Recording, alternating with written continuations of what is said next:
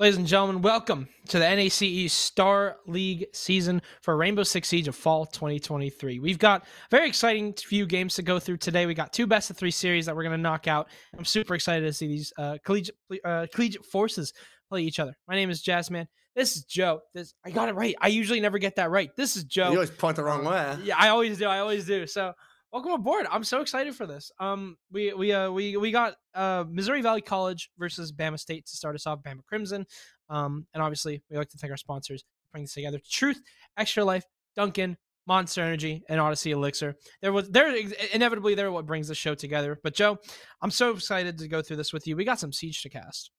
We do have some Siege to cast, and honestly, from two completely different teams. This first matchup, I'm actually really excited for. We have Alabama, we have Missouri Valley College, and we've learned a couple things about each of these teams, and I'm not going to lie, the information that I've received is quite awesome. I can't lie. I'm actually going to have so much fun with this game.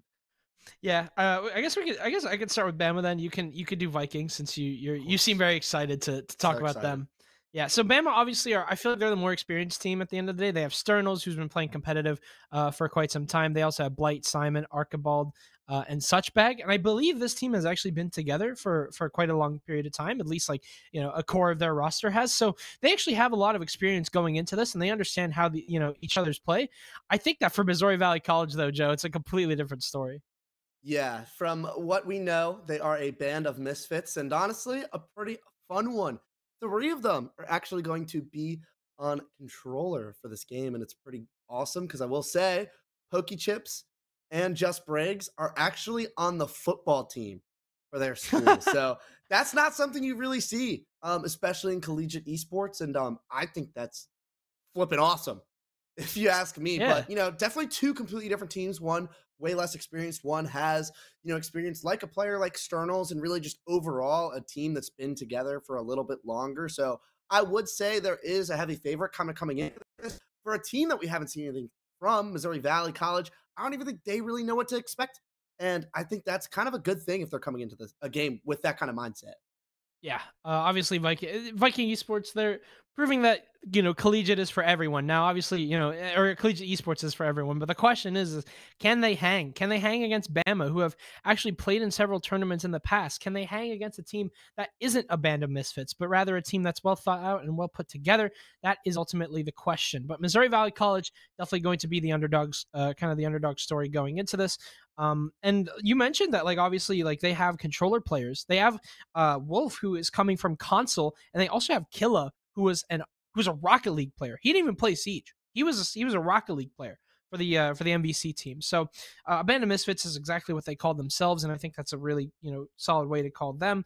But calling this match, where do you think what do you think is going to happen in terms of maps? I mean, we know the We do maps, know. but Yeah, we do um, know. you have maps like I believe you have maps that are very common and very commonplace in the meta. Do you think that this is going to help MVC kind of get their footing straight, especially because they are a band of misfits? 100%. 1000%. Going to maps that are kind of easier for them to really be able to, I guess, get their footing on. I mean, realistically, this is a round robin. All of these teams are going to have plenty of games to really, establish themselves moving towards playoffs. And I think this first game, it may not matter win or loss. It's more so a game for them to really find their footing as a team, find their footing as a five, and really one of their first experiences in a league like this. So kind of finding their steps, find really what they're made of kind of early on, find that experience, get themselves kind of set up, moving on more towards the season, I think is way more important to them than just really coming out and finding a win. But realistically, a win, that would be a huge thing for them. Absolutely. And they're going to have to do it on Oregon, which I believe is going to be our first map where Bama will start on the defense. So they have an inherent advantage, obviously. I mean, Oregon defense, it's a very easy defense to play as long as you get each other, get your trades, play your power positions. That's it. You win your defense. But for MVC, they have a lot to prove on this attack. They're going to have to prove their structure. They're going to have to fight against a team like Bama who are probably going to swing confidently and take gunfights as aggressively as they can because they know that they can win them a lot of the times. That's what's going to happen on Oregon. And I hope that, MVC are going to come together and they're going to push together because that's where a lot of teams tend to falter on Oregon, especially like on the basement site, is they don't get a move on. They waste so much time. They stall super early on. If they lose a player, they tend to waste a lot more time than that. That's what I'm worrying to see out of MVC is if they're going to be able to, get the ball rolling on that Oregon attack. Only have to wait and see as we move into the first game. And Oregon, not the most common map, of course. Oh no, never seen this map. Never seen this map ever, especially in collegiate. But definitely, you know what? Let's be real. The best place we possibly could be going. What place could we be going outside of Oregon to start us off? And as Bama is the one starting on defense, the better side on this map, I'm sure that they're going to be wanting to kind of set the pace early on. I think that's something that, maybe in a more attacker-sided meta, it is still, defense-attacker split between certain maps. This one is defenders, but one thing that defenders do have is the ability to really set the pace early, and I think that's something that Bama is really going to look forward to doing. Yeah, the Ying ban, obviously, so it looks like they are going to be probably just playing like a very passive style on that defense. They don't want, or at least they don't want to get executed on with that Ying. They don't want to have to worry about hitting site quickly. They want to try and establish themselves on those anchors, and getting rid of that Ying is a very good way to do that, obviously, because that's a lot of power on that execute removed because you can't, just take a free gunfight. A lot of the times Ying guarantees you a one-way ticket to a free kill, but with that off the board, definitely not going to be super easy. We see a Fender band coming out as well, which I feel like is also very influential towards that pace that you were mentioning. Yeah, Yang just makes execute so easy on this map, as you've kind of noted. And a map ban is really interesting. That one's interesting. Map. I don't want to talk too much about it because, we'll see how they decide to attack and how they defend. But I personally think there's better ops that they could have strove out to get off the board. But we'll see how they decide to run their attack. And this is a fun one, in Amaru coming out. You do see Amaru pretty popular on Oregon just to be able to take that big tower control really early. Stick a cam up there and just fly in, grab that control. I think that's a good thing for Amaru. And you can see that kind of plan is out there. But we'll see how Missouri Valley really go, because for the most part, their comp right now is kind of difficult. And really, the way that I see it is we see a big window take. It has big window take written all over. Yeah, there's no way they go for the big tower. I mean, they don't have a hard breach to even begin with. They're going to have hard breach charge maybe, but that's it. They don't have anything else going for them. If they're going to bring the if they're going to bring a master execute, you might want to bring the ace. I'm wondering if that's going to come back to bite them, or if they really are just going to fly through this big window. Without the Ying is going to be kind of difficult. You do have the ace. And there's even. I'm curious. They're cooking, Joe. I'm not going to lie. I don't know what's going on. They're going to have a fuse on the board. They're going to have the Amaru. What I think is going to happen, I'm not sure, is that they're going to fuse the kids window, and Sternos is already dead by a spawn peep. That didn't go his way, I'm going to guess. He's gone. Thanks to the Cali. Pokey gets the opening frag. Well, they did try to set the tone. I'll tell you that. Can't tell you they tried to set the tone, but that's your armory player, and that is a huge thing to lose, especially now as you do see Demaru has that tower control now, Harbridge pocket or Harbridge charges in pocket, able to try to get that control. And this player inside a trophy, no real help at this moment. You don't really have a player in armory. It's very difficult for this trophy player to really get the maximum value that really could have. Obviously, you do have those head holes in the game's wall. That'll help and preventing these players from just sprinting through Master. But realistically, Missouri Valley have a really good spot so far. Yeah, very great start getting rid of that armory player. And you can already see that you have a lot of control towards that attic side. Now, they did ban out the Mavericks, so they aren't going to be using that. But they do have the hard breach charges, actually 3 hard breachers to work with. But it seems like where their attention is focused most is towards this Master side. But not a lot of control has been taken. You still have the player on the trophy shield getting rid of Wolf. That's a kill immediately on the board here for Bama, so at least something going for them. But at the same time, Hungy is right behind Suchbag, and that's your trophy player cleared out. They can now take control of trophy as Simon gets the refrag. However, he will retake this pit position to try and fight for this, but this is the window that MVal needed to get themselves inside a Master, to get this Master wall open, albeit they do have the soft wall to work with as well. But I'm not sure if the Ace has actually moved towards this Master wall. The wall has not been opened up yet. In general, Missouri Valley College are just wasting a lot of time here. And I'm not really sure. It's just a lack of info or something, but they've got to get a move on here at least a little bit as the time is starting to go out. The further that clock goes down, you start to see them come out. Tachanka, that value just exponentially increases, and they've got to start making a move towards site here because the longer they wait, the more difficult it's going to be. But that Cali's actually on the game's window right there, and that could be a big thing right here. And there's just positions from Bama are absolutely perfect. There's not a spot that they really don't have covered at this moment, but a beautiful shot from Killa Ghost to find the pick on Pit, and now everything that they would need to walk into sight can happen. The Osa Shield gonna go down, but unfortunately, the fire, it does it. It's the Tachanka. The value with only 20 seconds is just gonna continue to go big as the Cali not in the best place to be able to help, as Killa does have the case. It is the one thing, but it's just going to be oh so difficult for them to walk through the site. He walks through the trophy door. That is the gap that they have. The Cali moves right on in, but the Ace, the Fire, is going to have to walk right through. His teammate goes down, and so does he, and Bama close out the first round of the season. What was that? I mean, that was a lot of time wasted there on the side of Bama. They were able to hold off Missouri for literally like 2 minutes. I'm not sure what it was, but Missouri Valley College just lost their footing. They didn't understand what they were going for towards that execute. They had the Ace sitting inside of games for pretty much, or inside of Master for pretty much the entire round. They had the Cali on the game's repel. I don't understand why they didn't go for the execute at that point. The map control was in their favor. They just had to find a way to get that diffuser inside. But once it hit the minute mark and that Tachanka was able to start setting the breach ablaze, it became so difficult for them to find a way. And I mean, they had everything going for them. They had even Hungy inside a pit. He had so much control, but just very little to do with it. So already a very slow round, I would say, on the side of Missouri Valley College, even though they had all that control. They're going to go down to the basement now, so they're going to have to change up their strategy here, and they're going to need to speed it up if they want to get this case down. That's what's crucial here, is they have to get something done. So, Adam, I've been informed of some things. This actually is not the first game. It's actually the first game on stream.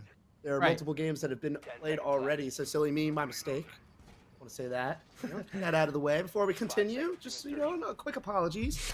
But as we do go into this defense, this is one of the harder sites to attack in not just this map, but the game. So I think with Missouri Valley, we saw their struggles on that first one, and it wasn't really the early round. The early round, they had gotten themselves up to the map. They had gotten themselves a couple picks, but that was kind of Bama giving them. And I think the adjustment that needs to be made for Bama is make Missouri Valley work for these picks. I think every single pick that was given up from Alabama was them kind of walking into some gunfights that maybe they don't really need to take. I think the adjustment that they need to make going forward on their defenses is make Missouri Valley do things. I guess is the word, simply put, is make them execute, make them work things, make them work the map. Because realistically at this time, it's not something they were able to do well in the first one.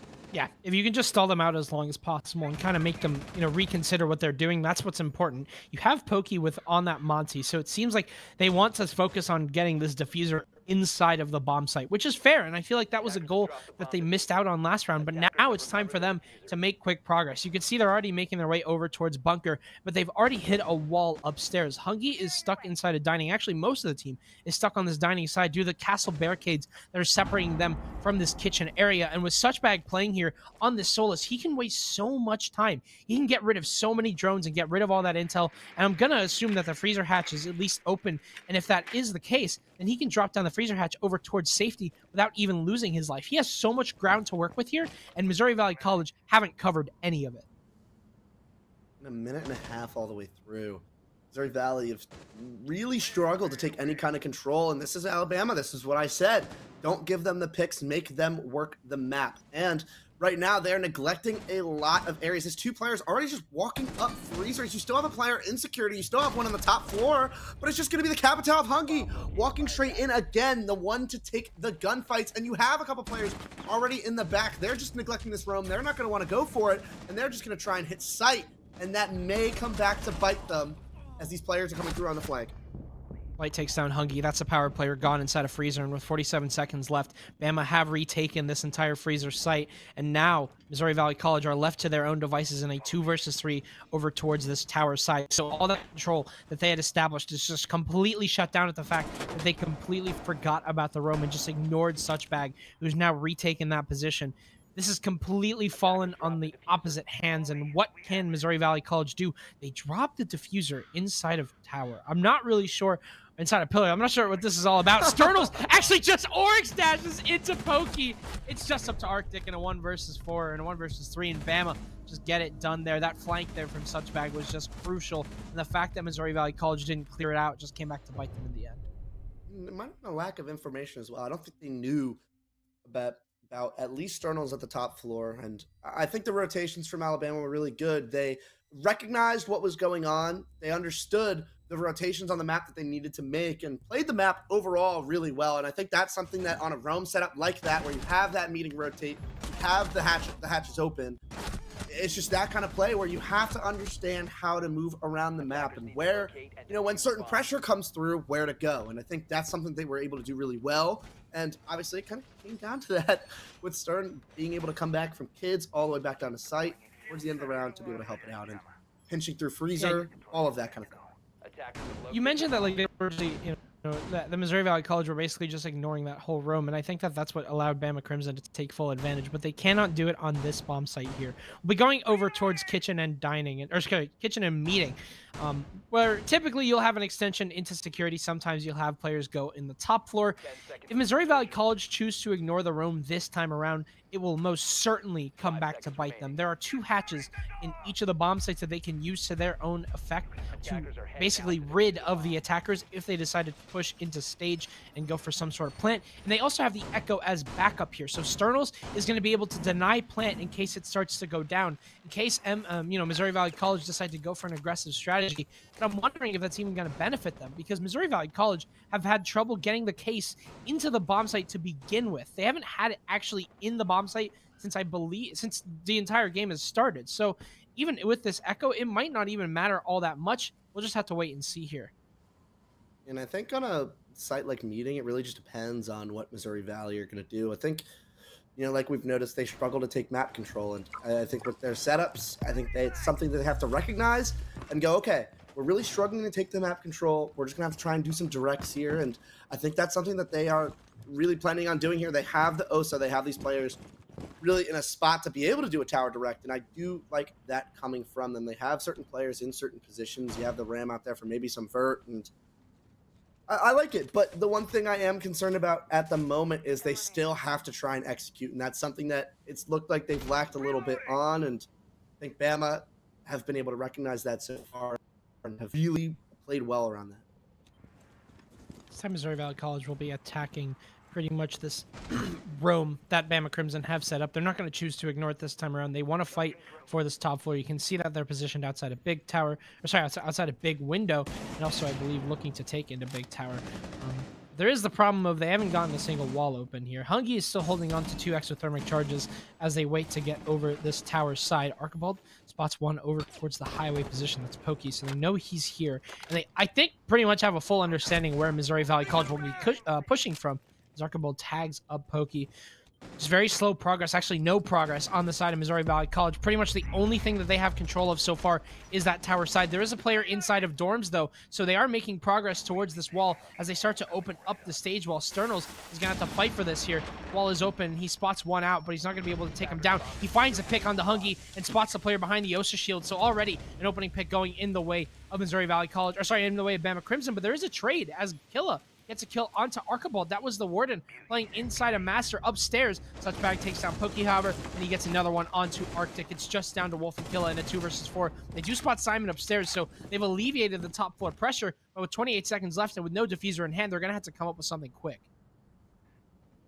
Yeah, and they do have this kind of area, but the diffuser is really what's going to struggle for them. It's 2 players nowhere near that case, and look how well spread out Alabama are. They're just going to play the time. They know where these players are coming. Blight finds the first. It's all down to Killa.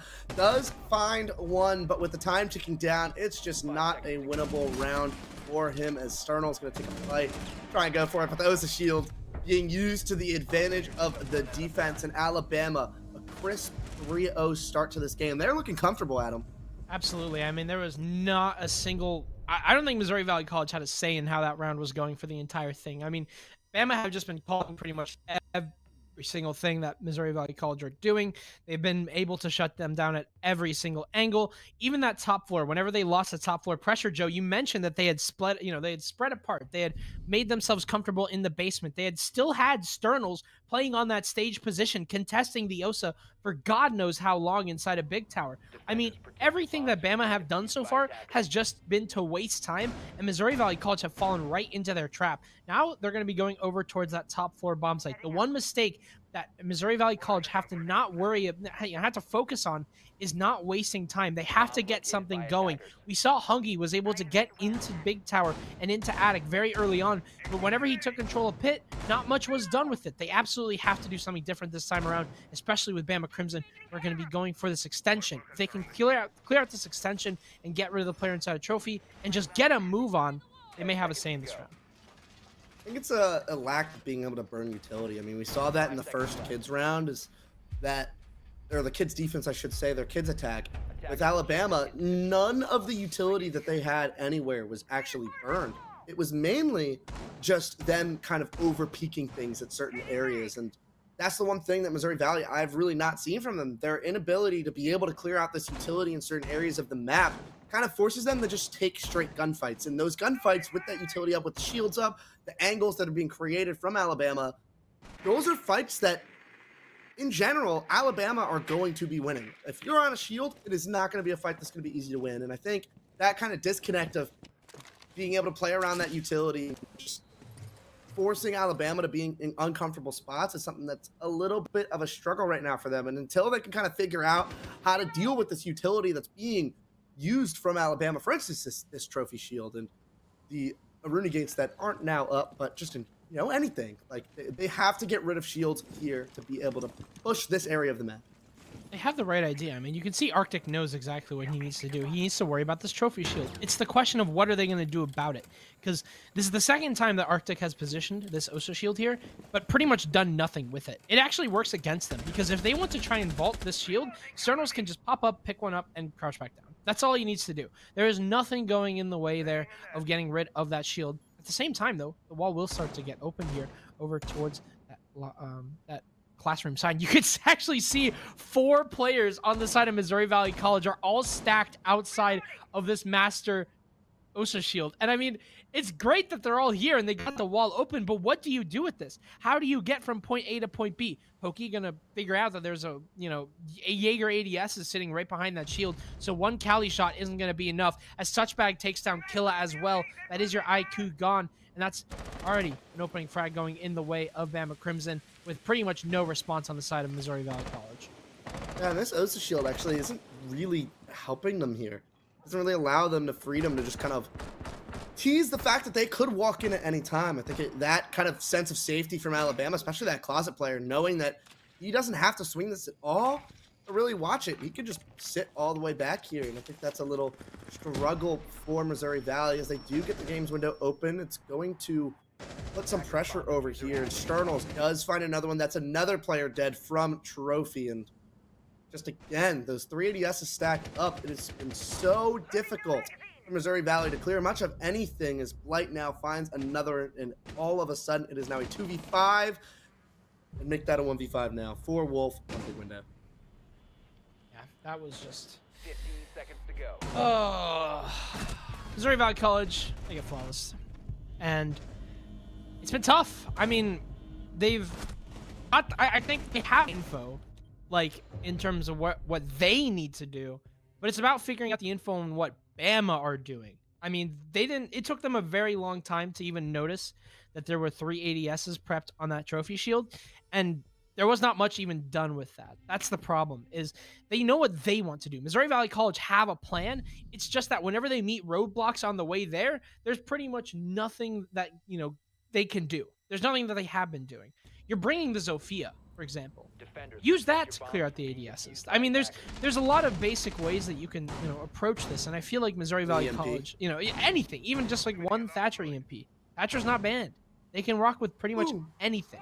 I mean, this is like basic like siege knowledge in terms of like how you're supposed to perform and execute. And unfortunately, it just has been very difficult for Missouri Valley College. I feel like if they want to try and find their footing here, it's going to be about getting rid of that utility. And on a basement site, not very easy. I mean, you're going to have, assume you're going to have a shield inside of bunker, and you're going to have, you know, Kiba barriers positioned over towards that laundry side to look into freezer. There's a lot of utility that's going to work up against Missouri Valley College that if it accumulates against them, they're going to have a very difficult time with this execute.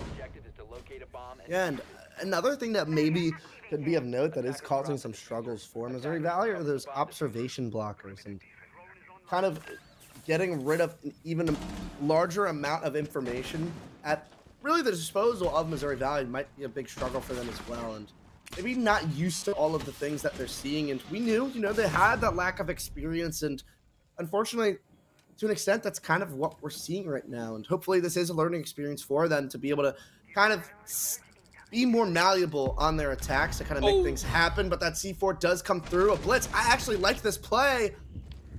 But ends up going down to his teammate. It's a swing there from Blight, and I mean, this is a proper plan. It just didn't work. Sternals finds Killa, and I guess that wasn't a flawless, but close to one. Well, MVC now down 5-0. Very difficult start for them here on this attack. And I mean, you mentioned it, you know, on defense, it's your job to set the tempo. It's your job to set the pace. You can kind of make this a slow game if you want to. And Bama have slowed this game down to a crawl, and Missouri Valley College have not had a response so far. So well played to them so far. It's been a very good defensive half. They've been playing key and clinical siege. They've been playing power positions behind deployable shields, and they haven't been giving up picks. And I feel like that's the key thing, is MVC are playing for picks, but they have not gotten a single one, you know, towards that round. It's just very difficult for them to try and find an opening pick, especially whenever you have players like Sternals, who are very patient and just waiting behind deployable shields. They're not going to swing and try and give the Osa a free pick. Absolutely not. That is not what you're supposed to do. He's just playing that super well. They'll be going over towards that meeting at kitchen site once again. This is the chance for Missouri Valley College to possibly claim around here. I mean, this is typically the weakest bomb site on the map. It's usually your tertiary for a reason. But I mean, if they're just not able to clear out shields and do basic things like burning ADSs, it's not going to be very simple for them. See what they try to do. I like the idea of bringing the ram. You have the smokes with it as well. And one thing, though, is that they don't have a hard breach outside of those hard breach charges on the fuse. So I'm a little curious of where they end up deciding to move this push towards and kind of seeing where it goes, because like we said, right, it's just going from hard to worse. That is unfortunate. That is their only set of nades. Hungy now hitting the deck, and Missouri Valley, when you thought, you know, I liked what they were cooking right there, and it's just another roadblock that they had to hit. And you do see a player playing close, and the gun barrel's now there. Finds one, he knows it's close. just playing slow, but Stern finds the kill in a 4v2 within 45 seconds of this round being played. Ghost does get one, though, onto Archibolt, so there is some sort of semblance of a salvaged round here, but they're so spread apart that if they are able to swing Killa or swing Pokey and get that pick, it's immediately a 1 versus 3 with no trade to back them up here. Simon is just going to hold very passive. Even with a drone on him, he's still going to swing this. You can see that drone top white, so Simon is, I mean, they have info on him. They just need to get this kill, and they do.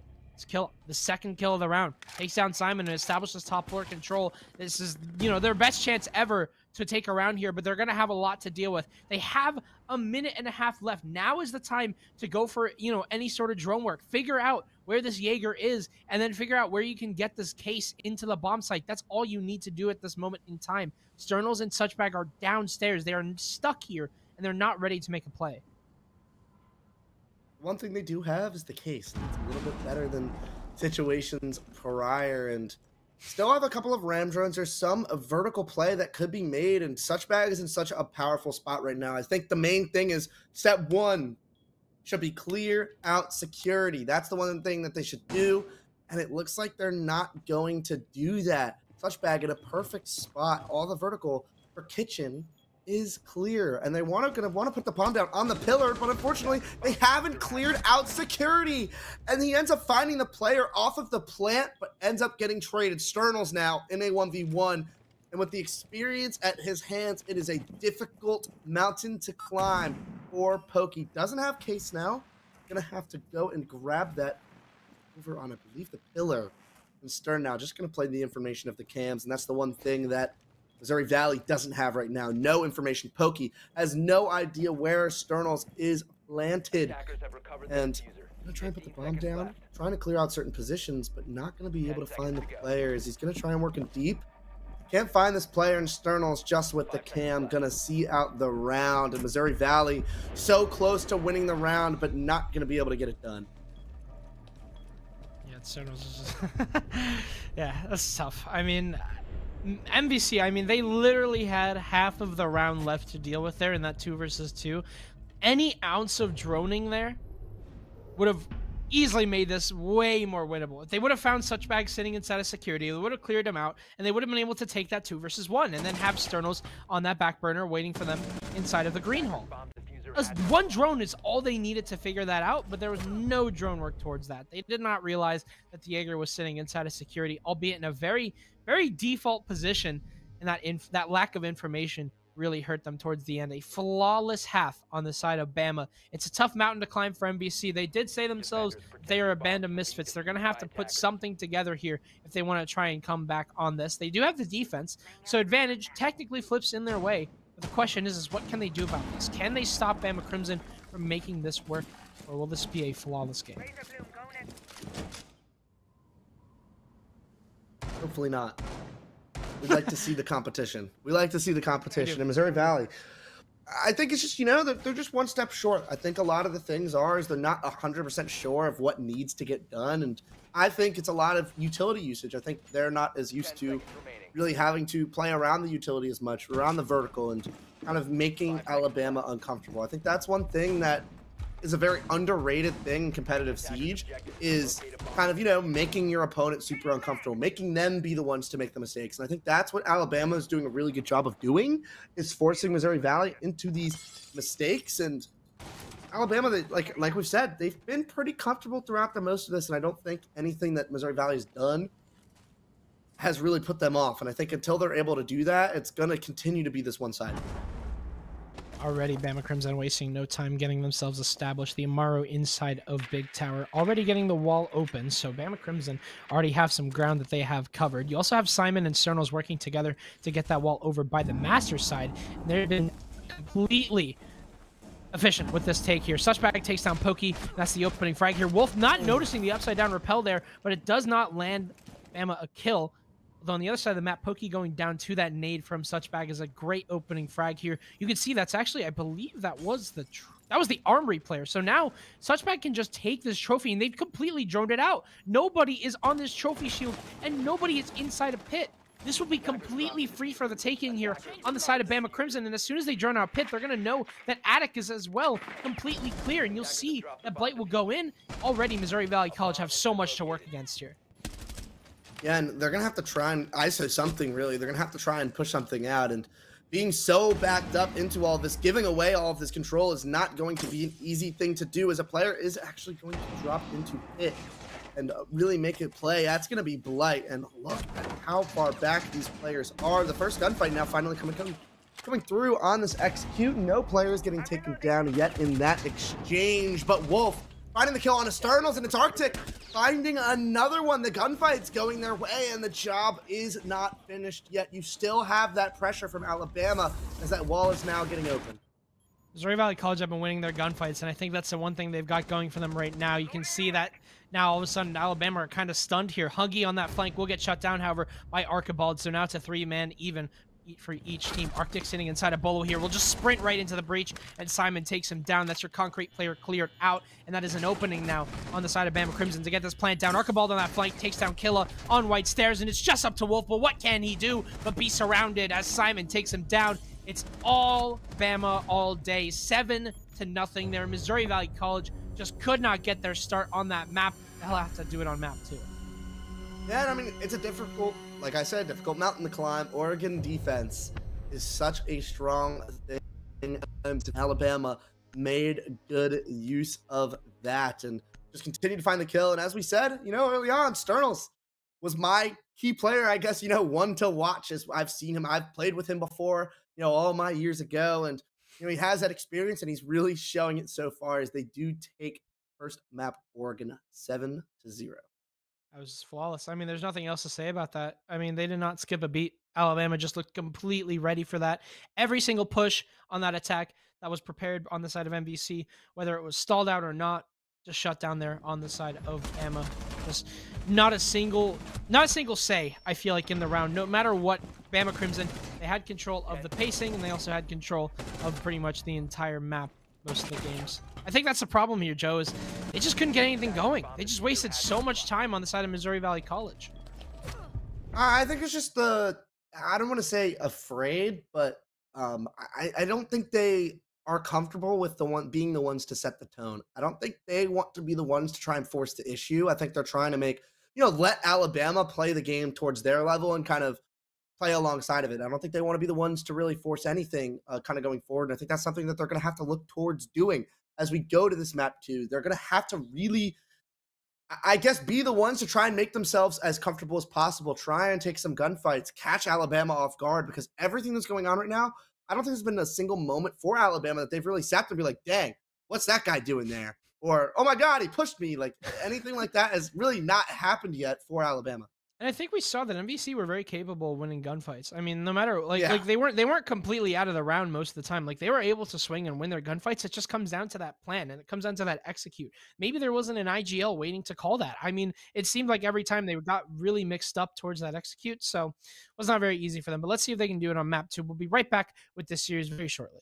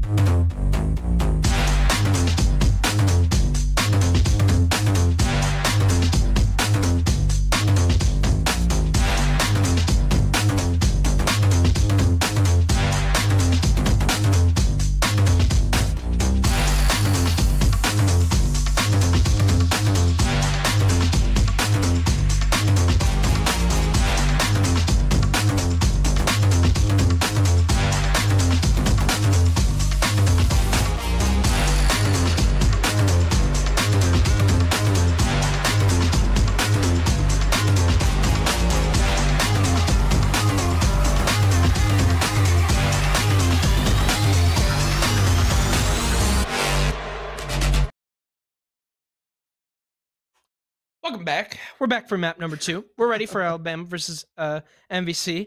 That was a slaughter. Oregon was. I hate to say it, but it really was. I think that MVC, they had like a stake in the round. You know, it felt like they were always able to take gunfights and at least make it look close. But Bama have been running through them strategically and trade wise. So they're gonna have to hope that they can turn this around on this map, on this next map, which is not their pick. No, it is Alabama's pick. It is Clubhouse. The good news is that I think they get to really start on the defender side, if I'm correct, which I am. So they do get to start on defense on this map. Maybe get themselves a couple rounds, find themselves a little bit of confidence moving forward. I do think, kind of looking at it, this is not like Alabama is not a pushover team. This is not the worst team that they're going to be playing. So it's like they shouldn't be feeling too bad about it, especially how that map went. So the way that I see it, it may not be their map, but once again, continue to find their footing. I said it in the pre-show. I'll say it again. It's not as important for them, a very new team, to just come out and just win. You know, it's a very important thing for them to really figure themselves out, figure out what the competition is like, kind of just get themselves that experience and move on more towards the later stages, because this game right now may not be as important as we are, a few weeks down the road, and they've had way more games under their belt. Yeah, and Siege is a hard game. I mean, you're going to have to figure out a few things, and you're going to have to learn the hard way, and I feel like this is a very good way to do it. This is Alabama, who are a very good team. They play together. They have stuck together for a very long time. They have Sternos, who has, external competitive experience. He knows how this game functions. And I think that that's going to be very difficult for MVC to get through. But what they can do at the very least is kind of, sort of make those mistakes very early on and then capitalize on them later. That's, I think, what they're going to have to do here. Like, playing against a hard team, you can really learn a lot as long as you're not, down in the dumps. And I feel like MVC were a very high spirits team, kind of the way that they talk to us, Joe. I mean, whenever they were messaging you, they seem very excited to play. And I think that that's inevitably, that's what matters most, is that they're having fun while they're doing it. And I think that they'll be able to learn as the season goes on. Absolutely. And I'm excited to see them get into it. I'm excited to see them grow, because I think that's one thing that you really get to see. And that could even happen right now. They could grow a little bit before our eyes, grow up like a little child. It's just, it brings tears to my eyes. But I think it's going to be really nice to see them continue to grow as they continue to get that experience under their belts, and they more so understand the competitive side of this game at a higher level as well. Because, like you said, Sternos has had that experience before. I am sure he shared the ins and outs of what he's learned playing this game and the rest of his teammates at Alabama. So I don't think Missouri Valley really have a player like that. And as they continue to learn from their opponents and really from themselves of getting these game days under their belt, I think that's going to be something really cool to see as they continue to get better. Yeah, it's like a training arc, I mean, like, you're gonna have to. It's like a Dark Souls-esque game. You know how you start off, you fight the hardest boss, and then you kind of progress your way through the game and get stronger enough to fight him again and beat him. That's what's gonna happen. I predict that Missouri Valley College is taking the entire league. They're taking Starleague. I think this is their moment. Oh yeah? Yeah. When the chips are down, I have MVC. I have MVC all the way. I don't. We'll see. I mean, like, right now I don't, but they'll get better. And I think that's what matters most. And I think that you're right about that. On a map like Clubhouse, there's a lot of things you can learn about your core mechanics and how you play Siege. So even if they don't, take it on a map like this, which is a very common map, and there's a very good chance that they could shock assault, they could still learn from themselves. And they actually banned the echo that Sternos was running. That's really funny, actually. Poor guy. I'm sure he'll find something else. To have fun on this map, but definitely not the best thing for him. But as they do start off on the defense, I'm excited to see what Missouri Valley are going to go for, as it doesn't look like they know as much. But an Azami pick and a Wamai, I do love those. I love this comp. I love it. The Wamai and the Azami to help yourself hold down rafters. You have the mirror to be able to put on the CC wall and for top red. You have a Valk for the information, the bandit to be able to bandit trick. As I don't know if they're going to bring out a Mav. So especially if Alabama doesn't bring out the Mav, it's a really, really good comp and a very good start. Yeah, I think that's immediately, what catches my eye is that you're gonna have that Azami to play rafters. I mean, you have like pretty default standard stuff. I want to say that Missouri Valley College did their homework here, And I'm hoping that it comes to kind of comes to pay off. They are doing footholds inside of the single con wall though, and that intrigues me a lot. I am not sure what they're cooking here. I think they're probably going to be going for that construction extension. That makes the most sense to me. But usually that wall is completely reinforced off. I mean, and they have the mirror window looking into red. They're cooking something, Joe. They're cooking something nefarious right now. I don't know what's going on. I'm kind of scared. I'm looking kind of nervous. I just saw it. Nefarious is, I don't know if nefarious is the word I'd use for that. I don't know what word I'd use for it, but I don't think nefarious would be the one that I'm thinking. Game changing, probably. They did bring the Mav though, so they did bring the Mav. So there go the bandits, but I don't really know what to say. Like, Adam, I'm gonna be real, 100%. I don't know what to say. This is curious because they have the mirror window looking into red, which for obvious reasons is not a good idea. Archibald takes down Wolf here for that opening frag, and that's already a set of C4s gone on the side of the defense. So not a great start here on the side of Missouri Valley College. They still do have the Rafters control established, which is something that Bama are going to have to worry about. But what they'll notice very quickly, I hope, is this red mirror window that they're probably going to be able to use to their advantage as they look to push over towards that construction wall, which is also soft. They do not have any soft breach for it, but they do have that wall open by default now, and as long as they can clear the players here inside of construction, this could be a very difficult retake here on the side of Bama. Pokey goes down, and that is your Mira. Not even sure where, as Blight is up red. He is using... They put this mirror window specifically to hold red, and it does not work for them. 2 kills on the side of Blight here, and he's right behind one as well. Arctic just has no reaction for that. The triple kill here, and it's a flawless round for Bama, who get an absolutely clean start as they eviscerate MVC on this hold.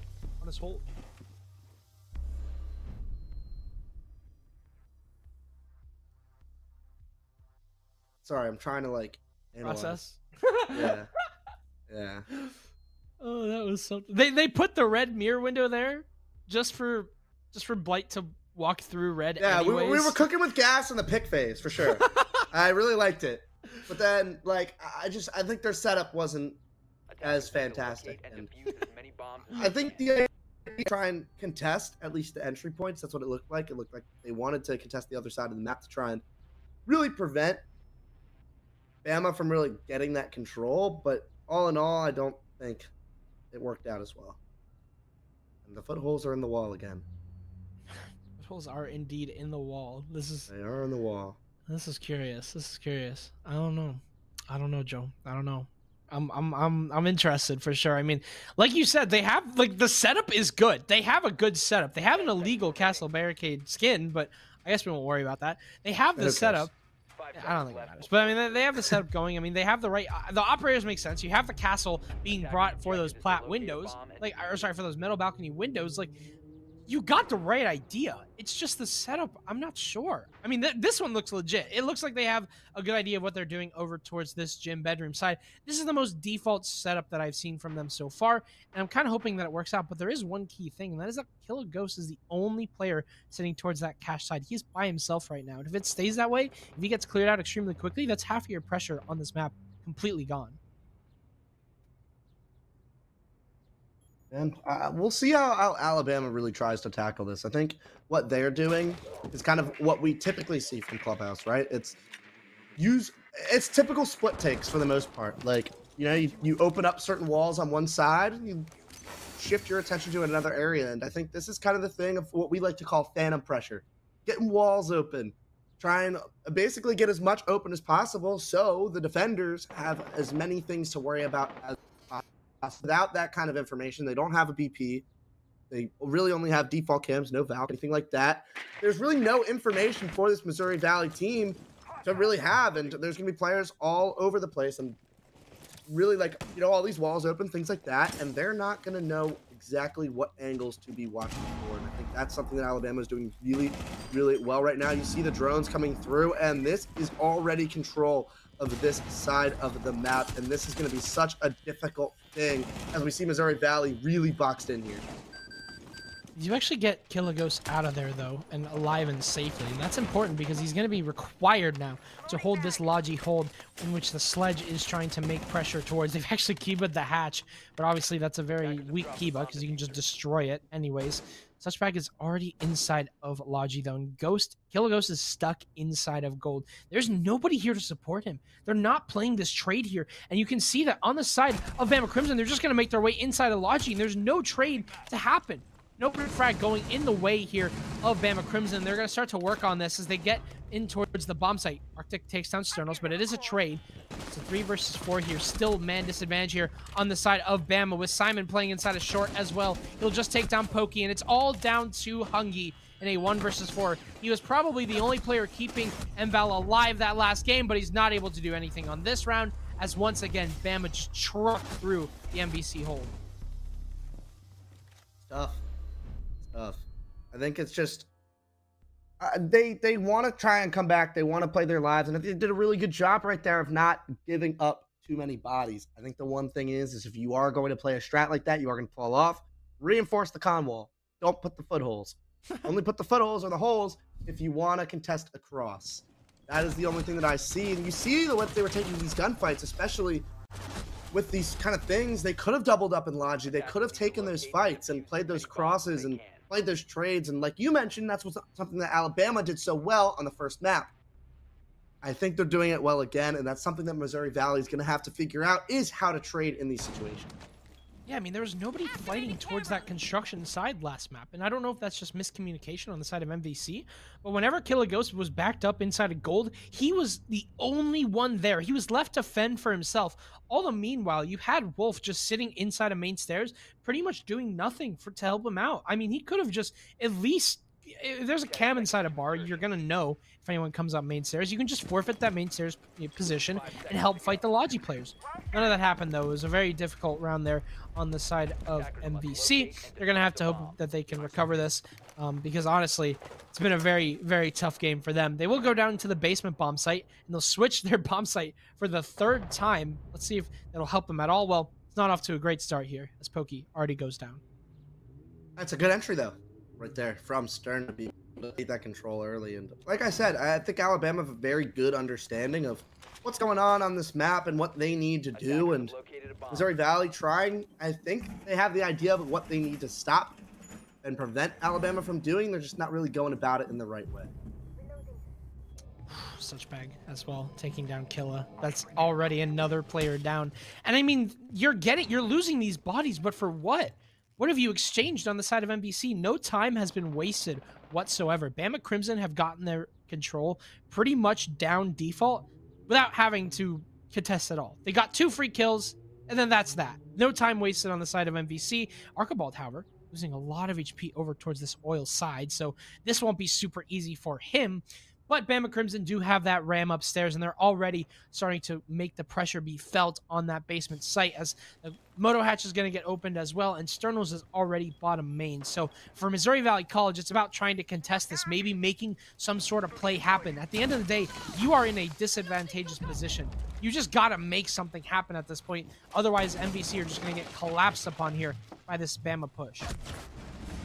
And Stern coming in, finding a Secco, and it's now a 5v2. Wolf and Arctic all alone. And with 1:20, look at the positions. They are all over the place. It's Alabama really doing a good job at working the map and doing everything that they need to do to just full pinch everything. They have the cameras that they need. They walk through sight. Wolf does find one. Stern actually gets a team kill. And Arctic has hit the ground, but unfortunately Stern just shooting every single thing in sight as he finds not just his team, both of the Missouri Valley players. What's good about Bama as well is that they're not relenting on this. Usually at this stage in the game where they have won, 10 rounds in a row since the series has started, they would be, bum rushing the site, just hitting site as quickly as possible. They're taking their time a little bit. I mean, obviously they're not taking that only took half the round timer, but they aren't just straight hitting site. They're getting map control. They're getting hatches open. They're getting the vert hold. They are making sure that they can guarantee this round no matter what. And it does help that MVC gave up 2 picks at the beginning of the round, but Bama's structure has not left them. They are still droning and they are still clearing just as well as you'd want them to. At the same time, though, NBC have just had nothing to say about it. They have now retreated back to the top floor bomb site. No Mira being brought here. No Cook, it seems like, this time around. But I'm not sure if this is going to benefit them at all. They've switched sites so many times, they've basically forgotten how to hold a site. I mean, it's just been so difficult for them to do pretty much anything here. They're going to have to hope for something quickly as it's 3-0. And while they aren't out of it just yet, Bama are just looking way too strong. Attackers are moving out to locate a bomb and defuse it. Been 2 kills in 3 rounds. Yeah. Not the most ideal of things. 3 deaths for Alabama, though. So... yeah, I suspect I think he got team killed. Did get team killed. Alabama 1, Missouri Valley 2. The attacker's bomb diffuser has been dropped. On that instance, but once again, kind of going back to it, they kind of have that idea, and they're just going to be able to open this wall and okay, just going to be able to hit site here. They already have Rafters control within 30 seconds of the round. Alabama already walking through, and they find the second kill. Now a 5v3, make that a 5v1. Not even 45 seconds in. Missouri Valley backs against the wall again, and it's Alabama just asserting themselves again. Turn finding the final kill of the round. Well, they did bum rush the site that time. Somehow, a player was able to sneak into Rafters. No Azami this time around, no hold at all. They only had a player sitting inside of Lounge, and that player wasn't even holding the cross into the Rafters staircase. That's the 11th round in a row now for Bama Crimson. If you were missed, if you did not come to the first map, it was a 7-0 on the side of Alabama, and they're just continuing this trend on Clubhouse on the second map of the series. And MVal, just no response from them so far. They will return to this bomb site. They do have the Azami this time around, who is hopefully going to be holding this Rafters position this time. But MVU, I mean, they're going to need a miracle at this point because Bama Crimson have been running them down. They've been running their pockets. And with the Monty possibly being brought out on the side of Archibald, it seems like the quick Rafters is going to be the answer. Yeah, and they do have the Legion for it. That's something good, but I think something that they could have is you use the Azami to put the one way so the Monty can't walk up. Another thing that they could do is they could have brought a Frost. Stick that at the top of the stairs so that the Monty can't actually walk up. He has to unshield to get rid of the Frost.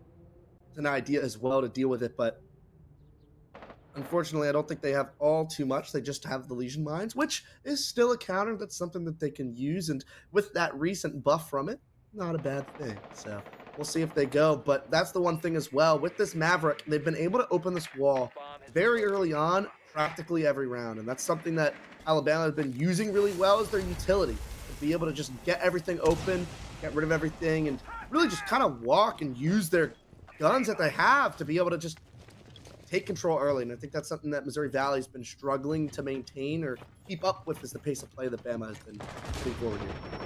NBC already taking full control of this Rafters side, and Pokey just has nothing that he can do to stop that. The Monty is up already, and he's going to go gun up as well as Arctic. None the wiser to Archibald, just sitting on that Rafters hold. All 5 players on the side of Bama Crimson now having control of the bomb site. That diffuser is going to start to go down here. Kill a Ghost on green box is not going to have anything to say about it as he goes down. It's now a post plant here on the side of Hunky and Wolf. They do have a C4 to potentially deal with the Montaigne, but I think that's the least of their worries right now. Light does go down, however, getting just a little bit too aggressive, and they've locked the defenders out of con. The C4 is going to come on out here. It does down Archibald, though, and there's a 2 versus 2. Actually, a very winnable situation here on the side of NBC. They get Archibald as well, and they confirm the kill, but there's 20 seconds left. Something has to be done here. This execute has to come now. They are just sitting inside a con, not making any progress, even in the 2 versus 2. NBC will just stall out the time. Sternos gets his second lineup here as he takes down both Wolf and Hungy. And NBC, that was the closest that they potentially came to winning a round. They were not able to lock it out. That's 5 here for Bama Crimson. And these attacks have looked really good. I think something that, another thing we can say is with Alabama is they've noticed the gaps of Missouri Valley and been able to expose them so well. I think that's really where the meta is, right? It's not just step 1, step 2, step 3 siege. That's not how competitive siege is really played anymore. It's finding gaps that the defenders have, or even the attackers have, and just saying, all right, where are the weak points and how can we expose this?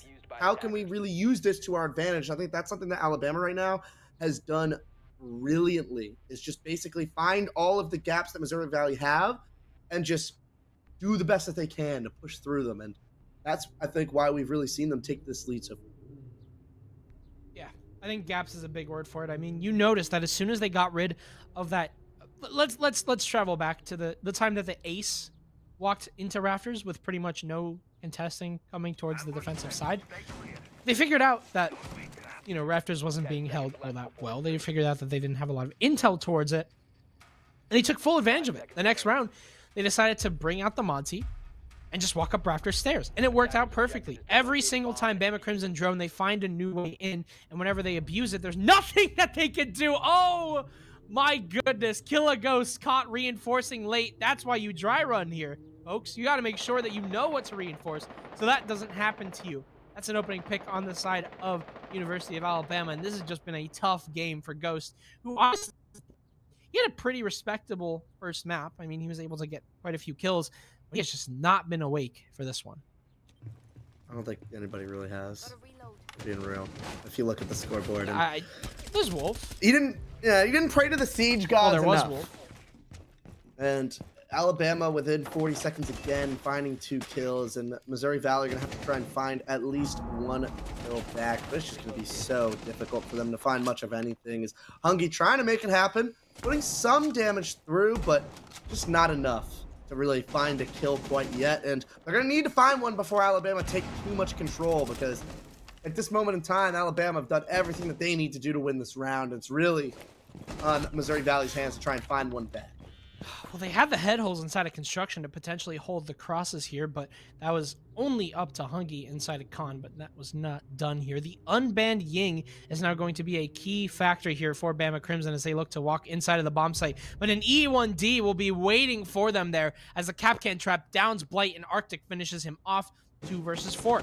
Arctic stuck inside of this bathroom position. Pokey stuck inside of short, and he's completely droned out as well. It's a very difficult position here on the side of Missouri Valley College, but they do win the gunfight there. Archibald goes down, but a nade just soars through. It's all up to Arctic, and they know exactly where he is, or at least you figured that they do. Simon not getting taken down will give them that info. There is no rotate here, so Arctic is actually just going to hide as he's getting blinded. They know exactly where he is.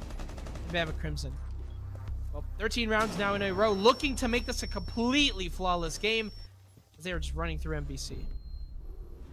A tough one, but Alabama, once again, they're doing what they need to do. I think they're playing at a pace that Missouri Valley isn't necessarily comfortable with, a lot faster than I think Missouri Valley might be used to. So it's a good thing from Alabama to be able to kind of find this, and I think it's good for Missouri Valley to kind of experience this kind of change in pace, change in tempo.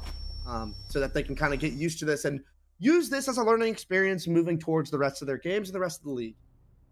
Attackers need to locate. Yeah, unfortunately, in the position that they're in, you want to think that this game is forfeit unless Huggy just starts like spin botting. I think that they're pretty much done here. I think that they're cooked. But I mean, you know, there are a lot of takeaways that you can have from this game. I mean, first of all, on the side of Missouri Valley College, get some dry runs going. Figure out what strats you need to do here. It feels like a lot of the time MVC don't have the proper setup ready. They have many different strategies that they're rolling with, and none of them just seem to work. So get one down, get one default, get one standard strategy that you can use on every single bomb site and apply it and just see how it works. You know, watch some Pro League. Just figure that out. Understand what they're doing and why they're doing it. I mean, you saw that they were starting to adapt a little bit. They had the head holes on the construction wall, but they just didn't know what to use with it. Another thing that they can improve on is communication. It seems like a lot of the times when Missouri Valley College die, they go untraded. That's something that is absolutely key in this game, is that you go for those trades. There's a lot to learn here on the side of Missouri Valley College, and they'll have a whole season to do it. It's just that whenever you're going up against a team like Bama Crimson, who have this experience and they already know what they're doing, it's going to be very difficult.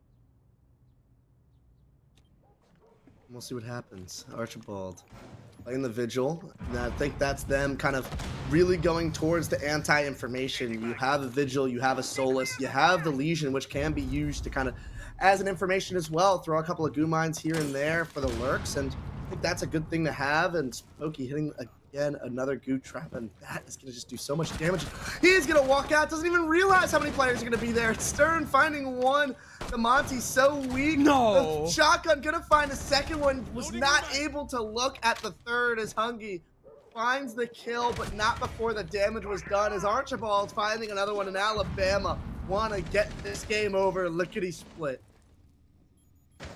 2 versus 4, Hungy and Wolf. I mean, they have the hard breach utility to work with. That is at least something that's going in their way, but Bama Crimson are not giving up a single life here. Sternal swinging inside of Garage was just about as spicy as this game was going to get, but the rest of Bama Crimson are just waiting patiently here. Hungy not able to even try and take this gunfight here. The player has extended inside of Garage, and that's going to be Suchbag claiming that kill onto the team captain of MVC, and Wolf is now left all on his lonesome to fend for himself. The console player turned PC. Let's see what he can do here, as he's got half the round to work with here, but he's got a world of hurt that he's going to have to go through.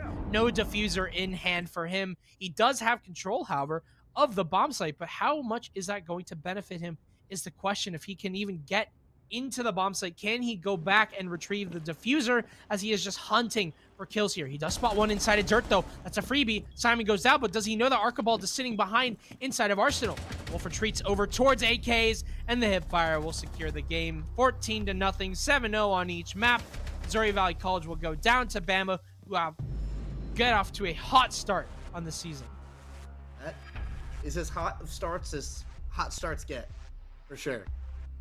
14-0 and really not many deaths even on this map, and I think that's definitely a really good amount of confidence going forward for them. And we'll see if they can build off of that momentum kind of going on more towards the rest of the season, and for Missouri Valley to see if they can really build off of this performance. Yeah, lots to learn here on the side of MVC. Obviously the main thing is bounce back, come back from this. It's not over just yet. Congratulations, though, to Bama for getting their 2-0. We obviously have another series after this, so we're not done just yet. But stay with us. It's been a very fun night so far. Obviously, we had a 14-0 blowout. We're going to hope that doesn't happen again. But let's talk a little bit about Monster. Let's talk about one of the sponsors of the Star League, of the NACE Starleague. People have been blowing up Monster's inbox for years, asking for a zero sugar product. Finally, with the new retooled energy blend, new sweetener system, and after hundreds of failed flavors, they got it right. Monster Zero Sugar helps fight fatigue, improves mental focus and performance, and motivates you to play harder. So generally, you feel pretty darn good. Zero Sugar, Monster Buzz, unleash the beast. So I think Viking could use a little bit of that. I really think that they could. I think the Missouri Vikings could definitely have used a little bit of Monster. We love Monster. I love Monster. We all love Monster. It's tasty. Especially here at NACE. It is tasty. If the zero sugar tastes as good as the normal one, I'll definitely take some. Oh, well, the zero sugar, it doesn't have sugar. It's a good thing. Yeah, so old men like you can drink it and not have like Dude. Sorry. Dude, what are we bringing age into this for? My bad. I'm sorry. Well, I mean, there isn't a lot to talk about in terms of what happened that game, but there is a lot to talk about what's happening next game. I mean, you have Temple University versus LSU. Tigers going up against Temple, a team that actually has a little bit of experience, I think, on both fronts. So maybe a little bit closer than the series that we had today. Again, congratulations to Bama for securing such a dominating victory. Lots to learn here, lots of labbing to do on the side of MVC if they want to try and bounce back in their East 1 division. We'll be back with game number 2. It was an exciting series to start us off. It's we got lots of time here, Joe. It's only 9 p.m. in the East Coast, so we got a lot of time to work with. Let's hope that this next game will drag that out just a little bit, but we'll be right back with match number 2.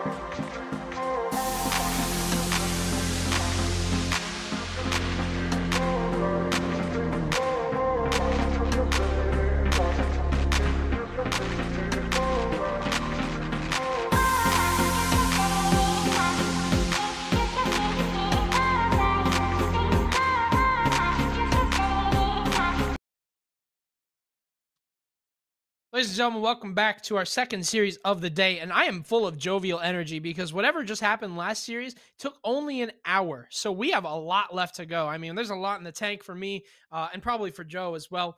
We'll be taking you through game number 2, and I'm super excited to go through this. Obviously, we'd like to thank all the people who bring Star League together.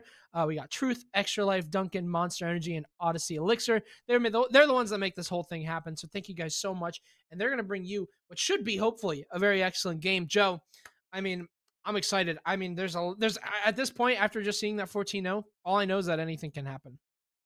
It can. And I think kind of going into that game, we kind of knew that Alabama was going to be a heavy favorite kind of coming into it, just from we knew about the two teams and did play out that way. This game, however, this game doesn't really have that between Temple and LSU. And I think that's something that we are going to be in a really, we're blessed for, like, it's only natural that we get one game that isn't as close and one that might be a little closer. And I'm excited to watch that. I'm sure all of you guys at home are too. Yeah, hopefully it makes up for, the maps that we missed. That last game was pretty was pretty quick and was called a blowout as it was. You can see it on the bottom of your on the left side of your screen. Bama just 2-0'd MVC. I mean, it was there was not much left to say about that. 14 rounds to nothing was the score for both of those maps. I mean, there's really nothing. There's not a single inch that MVC had. They're gonna have to go back to the drawing board for the next time around if they're gonna want to make this East Division just a little bit easier. But for Temple and LSU, let's get into the rosters that are gonna be playing for both of these teams. I mean, obviously we have to figure out who's gonna be on the server. You got Just Trillo, Logix, Layman, Matt, and two blue cup two blue cup. Okay, that was a little bit weird. TD blue cup. Okay, thank you. Insane from you. And on the other side of things, LSU, we have Blue, Sod, Random Letters JC, X Shiver, and Jackson CC20. And kind of going into this game, we had the blessing of talking to these two teams beforehand, and I really liked it. I think a lot of these players have kind of really been playing the game for a while, is the idea that they gave me. But the one thing is that these two teams may not have an insane amount of experience together. So I think that's one thing that these teams maybe, might not have. They don't have the experience together in such long terms, but the players themselves are all experienced. So I think that'll be a little bit easier of a thing. When you are more experienced, it's easier to kind of get yourself in with different team environments. But I think it'll really be, which team can really settle down first in this matchup. Yeah, so Just Trillo, I believe, on Temple University mentioned that he actually has competitive experience, 3 years worth, as well as collegiate. And Logix has been on this team for a long time as well, with 2 years of experience only with Temple, not like outside of collegiate. But the rest of Temple, 3/5 of that roster, brand spanking new. Bonk, TD Blue Cup, and Matt, I believe, are completely new players for the Temple squad. So they're going to have, they're going to have to kind of shake off the rust a little bit. They're going to have to get used to this new team and how they're going to flow. So that's one thing that you're going to have to watch out for, is like, even though Temple, you're going to have to hope that, Logix and Trillo can kind of integrate them into their team environment and integrate them into their system. I don't know if they're playing maybe from a center together, if they're in like a computer lab, whatever the case may be.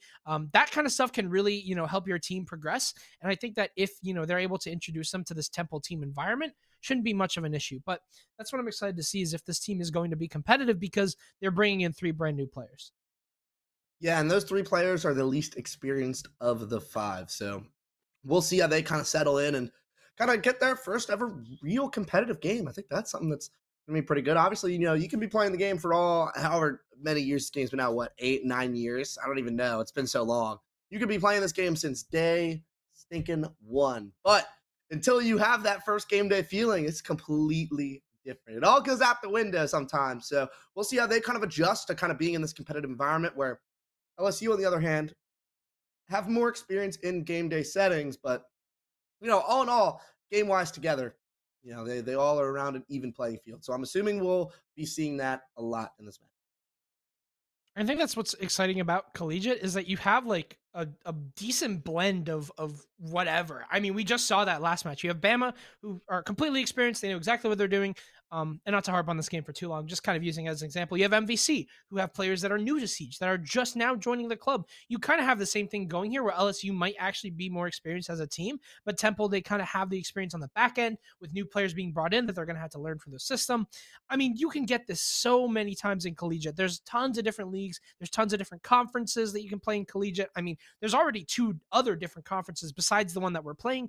All the games that you're seeing tonight are on East 1. That is the first Eastern Conference. There's the East 2 Conference, and then the number one East Conference, and then there's Western Central as well. So, completely like different systems to work with here. Teams can raise up, like in a completely different environment when you have players playing in NACE. Maybe you have a team that comes in that has already played in other different leagues, or played in a LAN, maybe never played in a LAN. Maybe they play together. Maybe they play from home. I mean, there's so many different blends that you can get with collegiate. And I think that's what's the most exciting thing, is that these teams tend to improve and they tend to learn way quicker, because they obviously go against teams that are maybe just, exponentially better than them. But we don't know. We'll have to see between Temple and LSU. There's a lot that can go, a lot that can happen here, especially on the maps. I mean, we have Oregon, Clubhouse, and Cafe, pretty much the exact same maps that we had last time. So I'm hoping that, when they go on this map, they know what they're going to be doing, because it's a very easy map. It is an easy map. I think that's the real draw of Oregon Club, especially Cafe. This is literally the 3 default maps, the long-standing ones in this map pool. And I think when you think of default maps, it kind of goes through. I think Cafe kind of on the lower scale of that, because it is still a difficult map to play. There's a lot of things that kind of go into it, but really specifically Oregon and Club, which are the 2 maps that we are guaranteed to see in this series. It must be noted, we may not see Cafe, which would be exciting, though. I would like to see it. Maybe not the same 2 maps for all 4 today. But, going on with Oregon, with Club, I think everybody, for the most part, knows what needs to happen on these maps. So I think kind of, we'll see which of these teams are kind of better baseline of competitive, because it's not like you can reinvent the wheel on this map. You can't really do anything crazy on these maps. It really just depends on who is the better comp team. And I think that's kind of really, what's going to happen. What team is just a better comp team on Oregon? What team is just a better comp team on Club? And kind of going through that, we'll see, really get an idea of how these 2 teams are going to be. Yeah, and I think that you mentioned it the best, is like, these are pretty much the vanilla maps. I mean, people have been calling for Clubhouse to even be like booted out of the competitive map pool, just because of how like it plays the same, and it's played the same for years. If you try and change the system a little bit, it might not work in your favor. You kind of have to just stick to the standard and hope that, your default strategies work out and you're able to get each other's trades. But we shouldn't have to worry about that too long. I think we're going to be getting into the game here very shortly, so we can at least see what's going to happen. I mean, this is going to be a very interesting game for both of us, because these 2 teams could really be any level of like the competitive scale. They could be very experienced, or they can be even lower. We'll have to wait and see. Let's get into it, though. Eastern 1, our second game of today, begins on Oregon. Temple starting out on the defense. Yeah, and I think kind of going back to like what you said for how you meant like with this map, I really don't think, obviously this map meta-wise hasn't really changed too much. And whereas like, it's kind of in the early round has changed, but the mid round, late round, you execute the exact same way, like the map really has not changed too much. Maybe how you hold and how you take the map in the beginning of the round. Yeah, sure. That might be a little different with the tempo and the aggression. That kind of way is a little bit different than obviously when this map came in from util meta, but we're still executing the same places. We're still planning in the same spots. So I think that's one thing that this map still kind of holds true. So realistically, kind of going through everything, it hasn't really changed too much. Yeah, I think that like basically the only thing that has really changed are the operators. Like once you saw Solus and Azami introduced, the map like life cycle kind of got extended, because obviously you had the Azami Rafters hold that was brought into popularity, and then you obviously have Solus, who can pretty much play any bomb site without any problems. But that's it. I mean, the rest of this has become, pretty simple on Clubhouse. And then in terms of Oregon, same old, same old. I don't think the Azami was as popular on this map, but still very good on that basement site, especially. We're starting to see some variations of laundry holds, but mostly over towards that big tower side. But no Azami going to be brought on the side of Temple for this first round. We do see the Ying on the side of Shiver, and I think that's going to be very key and crucial. You mentioned last game that Ying just makes executes easier. I think that is, that is very close to the truth. I think that that's pretty much just how Ying rolls, and I'm wondering if they're going to set the pace of that.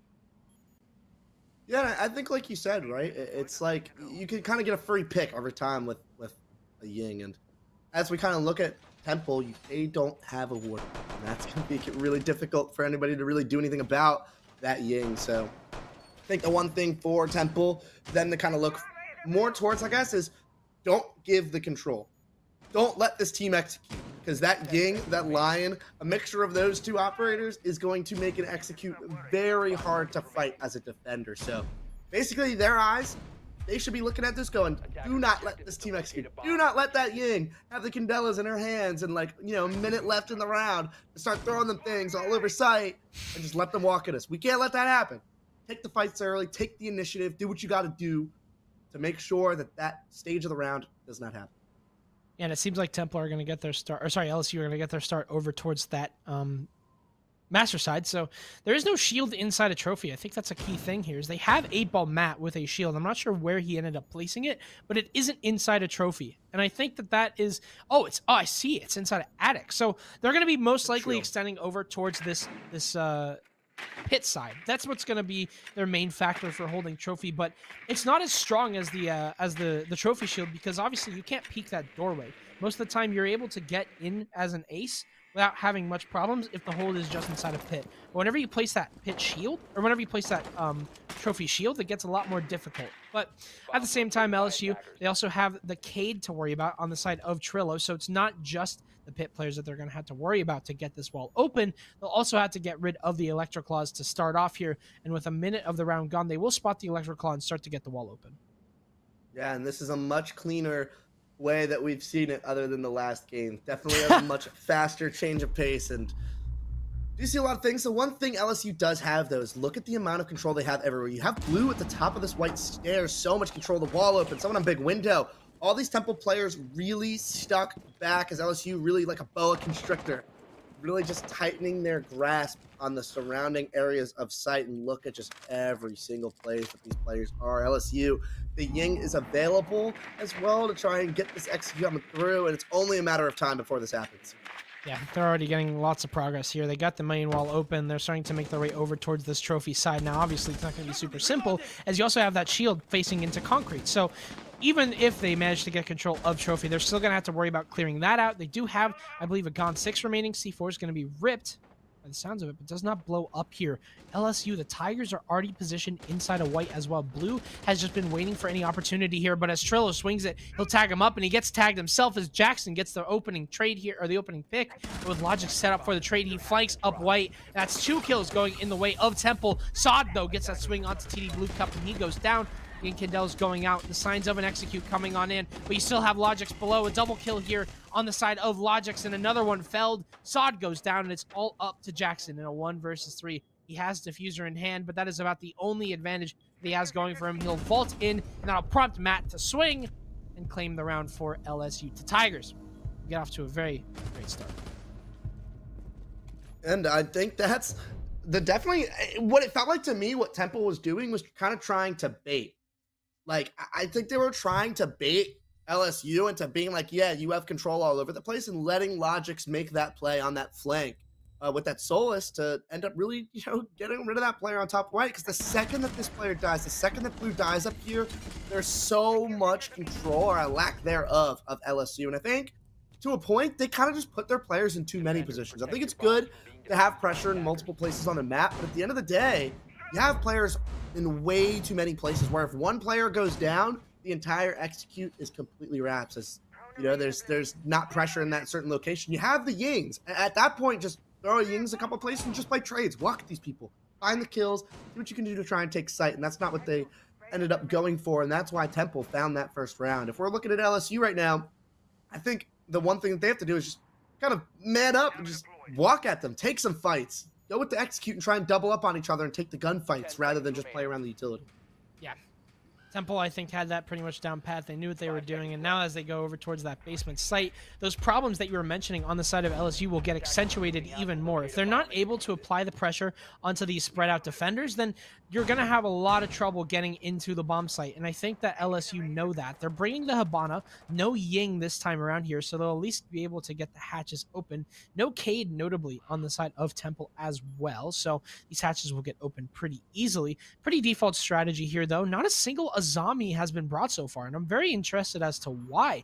Could definitely help strengthen your tower hold as well as that hold into Freezer, but regardless, they will stick with the Legion and the Thorn to hopefully slow down LSU, who were, while they were bringing a Ying, will not be bringing it this time around. Instead, we'll be relying on gunfights to go for their executes. I think that's what, for the most part, I guess they should, but on this site with how powerful Ying can be and really, you know, clearing out Pillar, another operator that's really good with that is Grim and Capitao even, for chance, but I think you do see a very clear plan, LSU, all on this master side of the map. I think the one thing is that Temple, if they do recognize this, the way that this clear is going, they could put somebody on the small tower side. I think that really helps, I guess, just have pressure. I think LSU knows that there's not a very strong roam. They don't have to do anything crazy, but Temple, if they could notice this, this is definitely something that they could exploit later on. Napalm Matt, though, not wasting any time getting aggressive here. Shiver might not actually be any wise to this. Matt has the sound to play with here in blue. Oh my goodness. He has an air jab out. Oh, Matt takes down Shiver, knows that the other one is there, and that's blue to go down as well. 8-ball Matt will now fall off of that. The most perfect roam you could ask for, and that Thorn, that Razor Bloom is actually going to stop Sod from aggressing further and shutting down Matt. You literally could not have asked for any better engagement. That 1.5 is still alive and ready to take gunfights inside of Freezer, and that's 2 members of the LSU side gone. Definitely not the start that you want here, and Logix is still above as well here. Takes the fight, but loses it as JC takes him down. That roamer who was effective on that last round on Solus gets taken down as the opening death here on the side of Temple, but still so much pressure established for the defense. And they still have impacts to go, but that's a big pick for Sod to get. A huge one is not able to confirm it, and that will cause some problems. You do have Layman, I should say, kind of in that position on Chala to make sure that they can't push up far, but that's 2 players kind of working through, and I don't know if they know that Layman is here.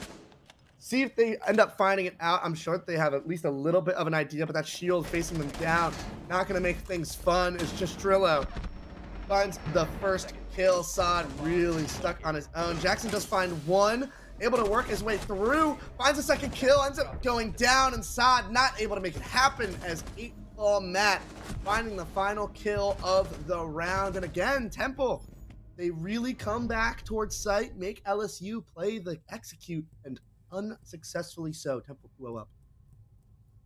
Yeah, that was just really good there from Temple. Their pacing and everything was super well thought out. I mean, that double kill from Matt, you literally couldn't have asked for a better play than that. And also at the same time, LSU, they got really they kind of just like funneled themselves into Freezer. They did not extend over towards that laundry side. They didn't really push anyone in through there, except for, I believe, Jackson. He was the only player over towards this laundry area, and he was pretty much completely dead in the water. There was no control that he could have held that would have helped them out there. And the Chala player, even though they spotted him out and got him down, it still took a lot of attention away from Temple's attack, or from LSU's attack. They had to try and back up, and they basically forfeited that laundry position once the Jackal died. Just wasn't a very easy hold. But now they will go over towards their tertiary bomb site. Now, usually you'd see the kitchen and meeting, but instead it'll be the latter, kitchen and dining, being brought out here with no castle from the side of Temple University. Instead, they do bring out the Azami for the first time this game, albeit in a site that I wasn't personally expecting. That's a crazy BP.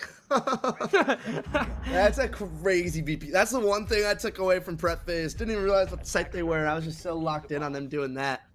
But that's had some information to try and at least play for the vertical play, maybe a C4 or something like that along those lines. I don't really have any C4s. Just a bunch of impacts. So I don't really know. Oh yeah, actually, they have 4 sets of impact. I don't really know what the BP's for. That's okay. We don't need to know. We don't need to know. I do like Logix on the Solus though. I think He's kind of found himself in these flanking situations where he's continuously found this. Obviously, he was on the Solus the first round, but a lot of use to it, and flanked up on the mute. I think it's really fitting to, at least from what I can see. I've not seen too much, but from what I can see, his playstyle seems very fitting, and he's getting the best use out of it. And I think, you know, Solus as an operator, when you have the amount of use on it, when you have the right person on it, it can be so gosh darn powerful. Yeah, Solus is a really good operator, and obviously it's going to help them with that intel and wasting time, hopefully. That's one thing that we've been seeing a lot of Solus. Even if you can't deny the plant and play above, you can always just waste time and just play a power position. Logix has been kind of that player to do that. He's been on the roam very often. But speaking of roam, 8-Ball Matt takes down JC. I'm not sure where that was. I believe the Vigil was upstairs. And all of a sudden, you already have a man disadvantage here, and you've lost your only set of grenades. LSU are in big trouble now, especially with this this zombie positioned here beside Shower. Trillo is completely safe now with no utility to force him out. Yeah, those nades are going to make things really, really difficult. And look at that. AD Blue Cup working his way just to play close on the dining door, and it's just going to make everything so difficult. No exothermic charges left. Both were impact tricked. And another kill. It's Logix finding it. Temple looking so strong on these defenses in LSU. Really, for lack of a better word, almost lost. They have no idea how they're going to work their way in, but Saad does find one. Going to try and find a second. Not able to do it as TD Blue Cup finds another one. Knows there's another one on his door. Finds another. And Temple looking better and better, starting to really assert themselves into this game. God, that early frag onto the sledge was just everything. Getting rid of those nades just completely secured Temple. You saw how confident they got as soon as that sledge died. They were swinging Kibas like there was no tomorrow. They did not care about anything else. And that was really good calls on the side of Temple as well. Logix, you kind of saw him rotate down White Stairs to assist with this push. Instead of just wasting time upstairs, he just left 8-Ball Matt to his own devices and helped out towards that shower push. LSU, they've been making some very predictable pushes so far. I mean, you've seen the way that they've kind of just like walked in towards whatever they want to take. Let's say small tower that last round, and they just funneled there. They didn't go for any sort of extensions. They just sent Jackson on a mission, JC on a mission all on his own to try and find that Vigil. And with those nades gone, that was it. That was all of your external map pressure gone. The only thing that you had going for you was that small tower push. And well, what are you going to do whenever there's Kibas working against you and you don't have any way to get rid of them? Not bringing a Habana for that direct is really troublesome.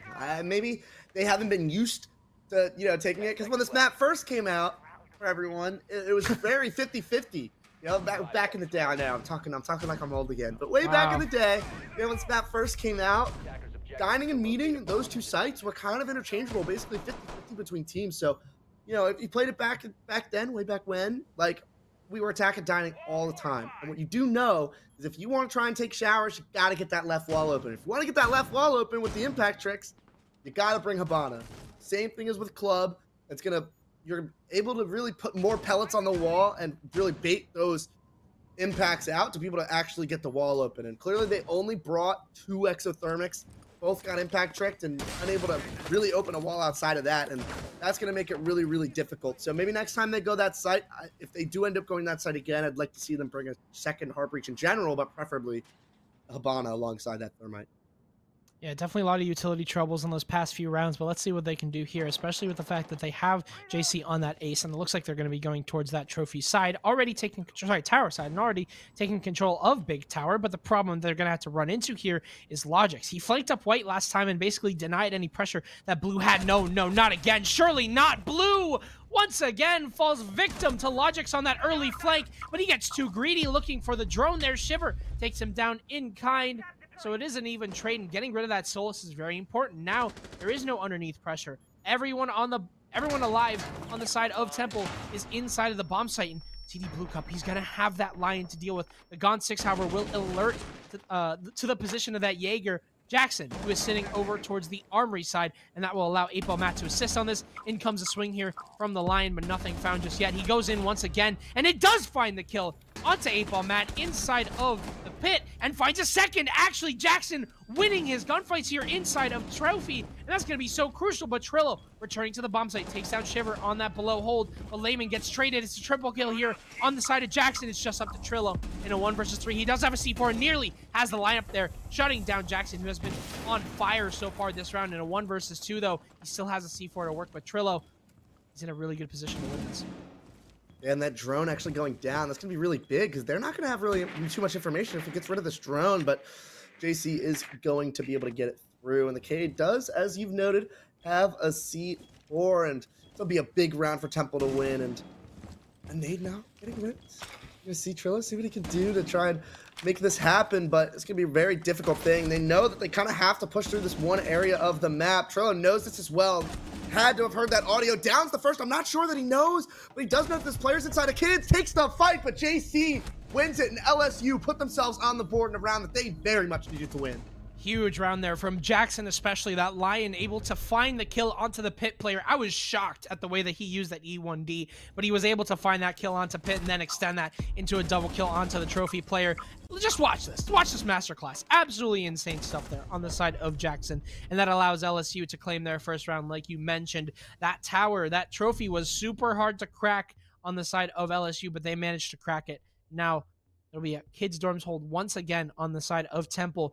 I mean, I will say, they were able to shut down Logix really early, which also helped them out. I think that's kind of the key, the win condition, if you will.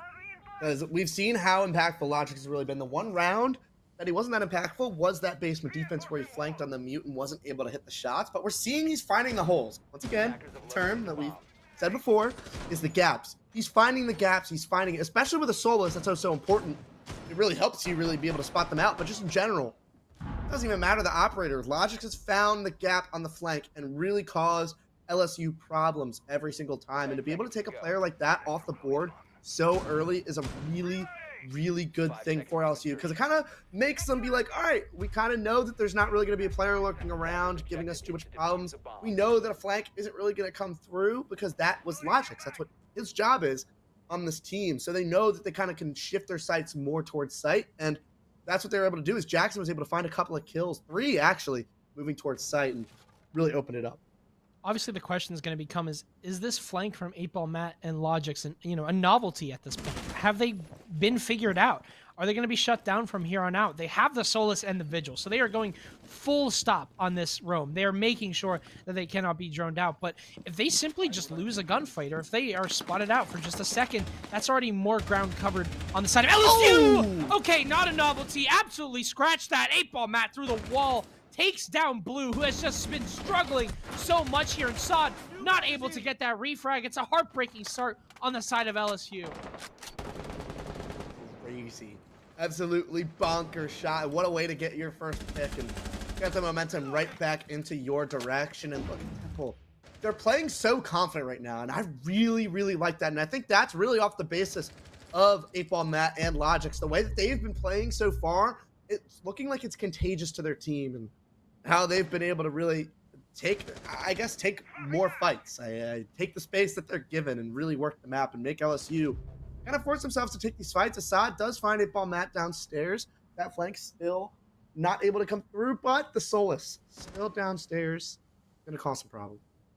Yeah, that Solus, that win condition, like you mentioned, Shiver is just none the wiser to that as he flanks up and gets him. Logix absolutely key and crucial to the success of this game so far. The Tigers are struggling right now on this offense in a 4 versus 3.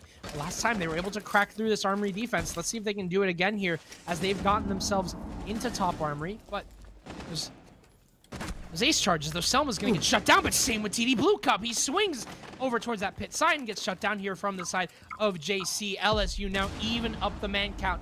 They still have Logix below to potentially deny this plant, but so much ground is starting to be covered on the side of LSU. Will Temple be able to stall out long enough to hold off this attack, to let Logix deny the plant from below? That is going to be the main issue here. If Logix can just stay alive, this round will be forfeit on the side of LSU. Trillo gets Jackson down as well, and this is already becoming increasingly more difficult for the Tigers as they try and find themselves through. Trillo now swinging towards that breach side.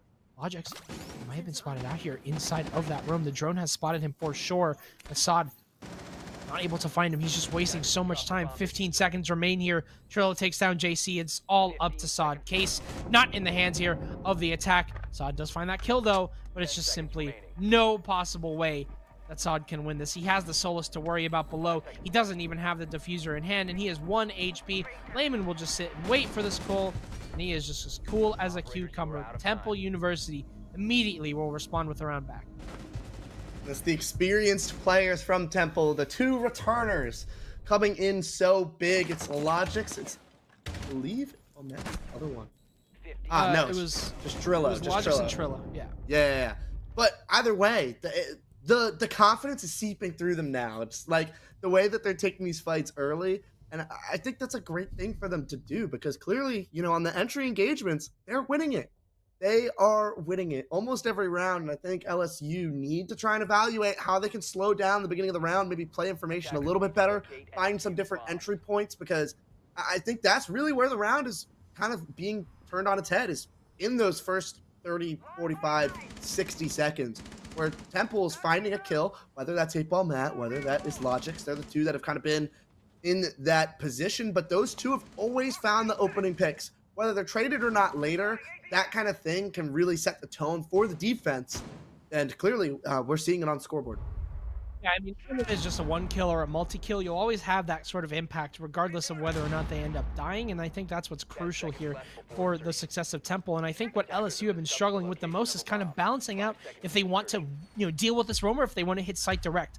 On the basement site, there are a lot of options that you can take to just hit site direct. You can go for that bunker hold and just worry about the shield. You can go down big tower. You don't have to exactly push right into 8-Ball Matt and Logix. There's a lot of different options that you can take here, but it doesn't seem like that's what's happening on the side of LSU. They instead start to go towards, you know, small tower side, but we'll see the line ready maybe for that bunker rush, and they'll notice that the bunker wall is reinforced. There's no shield inside a bunker. They may be able to get in within the first minute.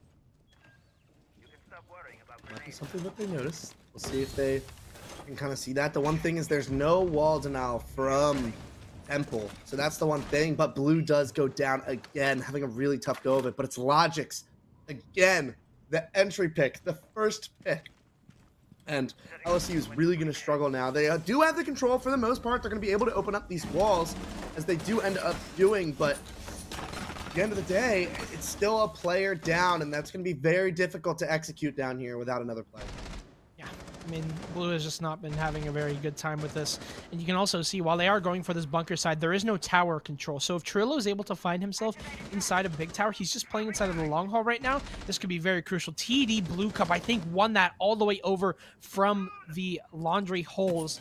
Sod goes down, but he will be in a very safe position to res. They will get the revive in a 5 versus 4, but Sod is on very low HP now. And again, Temple University have not lost a single piece of ground. They reinforced off bunker. They don't want control of this, and they may not need it. Shiver goes down as well over towards that laundry side. JC opening frag here on the side of LSU does find 8-Ball Matt, and Logix is still upstairs on this roam. Trillo shuts down the push inside of Pillar, but it is traded out. 3 versus 2 all the way over from tower stairs, so they do get the back tower control, but it's too little too late, as it's a 1 versus 3. The shield is there, and Layman plays it well. Temple, I mean, nothing else to say, just a clean round from them. I mean, they've looked good so far, but LSU do get to that defender side now, so that's one thing that they're going to have. Try and get themselves back a little bit, but Temple have looked very good thus far. And I think the bad news is, in that sense, this is LSU's map. So I think that's a little something to keep in mind. Obviously, it's kind of one of those things where it's like, you know, when it's your map pick, you kind of want a better attack split than a 5-1, but you know, maybe they know how good their defenses are. It is their map pick. It's something that they should keep in mind throughout the rest of this game, going, okay, this is still our comfort zone. So still, there's time for them to get back into it yet. But I still think it's going to be that entry battle. If they can kind of turn the tides on the defense, I've said it before, you know, while you're on defense, you have the ability to set the tone, set the pace, set the tempo. And if they're able to do that, find those opening picks, I think they'll have a much better go of it.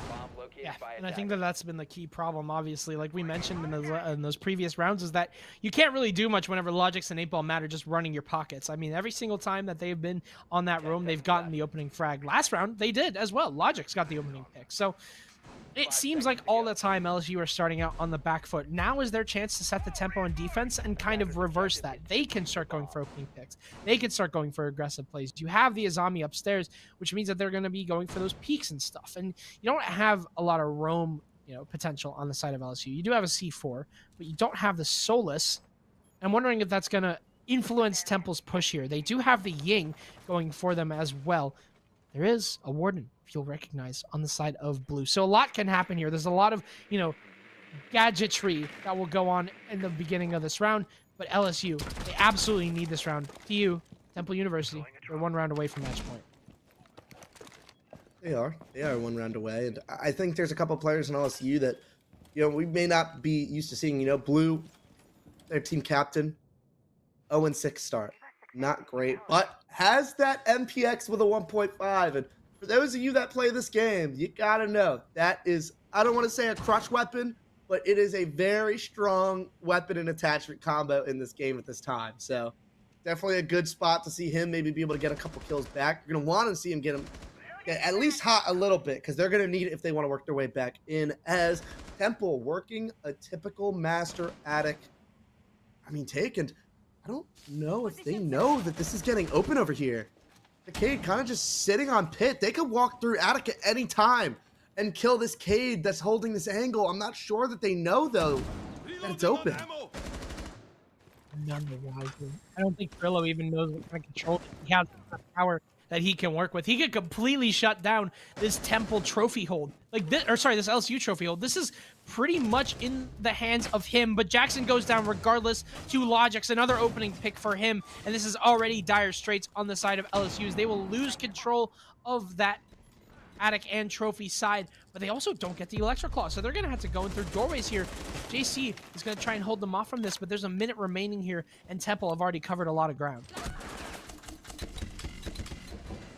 See if they can get the K-Claw off the wall. However, realistically, they don't need it. The Ying, already in pit, still has a couple Candelas to work with as he flashes out the player inside of Kids and creating space for the rest of his team. Blue downstairs, not going to be able to do too much with the help. Does have a C4.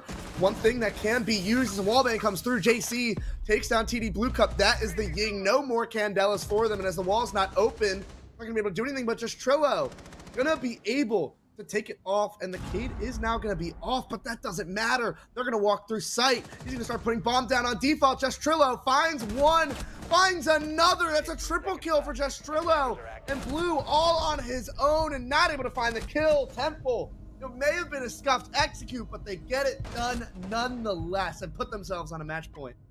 God, LSU just cannot. They're allergic to not getting opening killed. Every single time Temple have had this advantage, it's just been them getting a kill at the beginning of the round every single time, and LSU have to crawl back and try and fight the momentum against them. It's just so difficult watching them lose bodies on the early stages of the round every single time.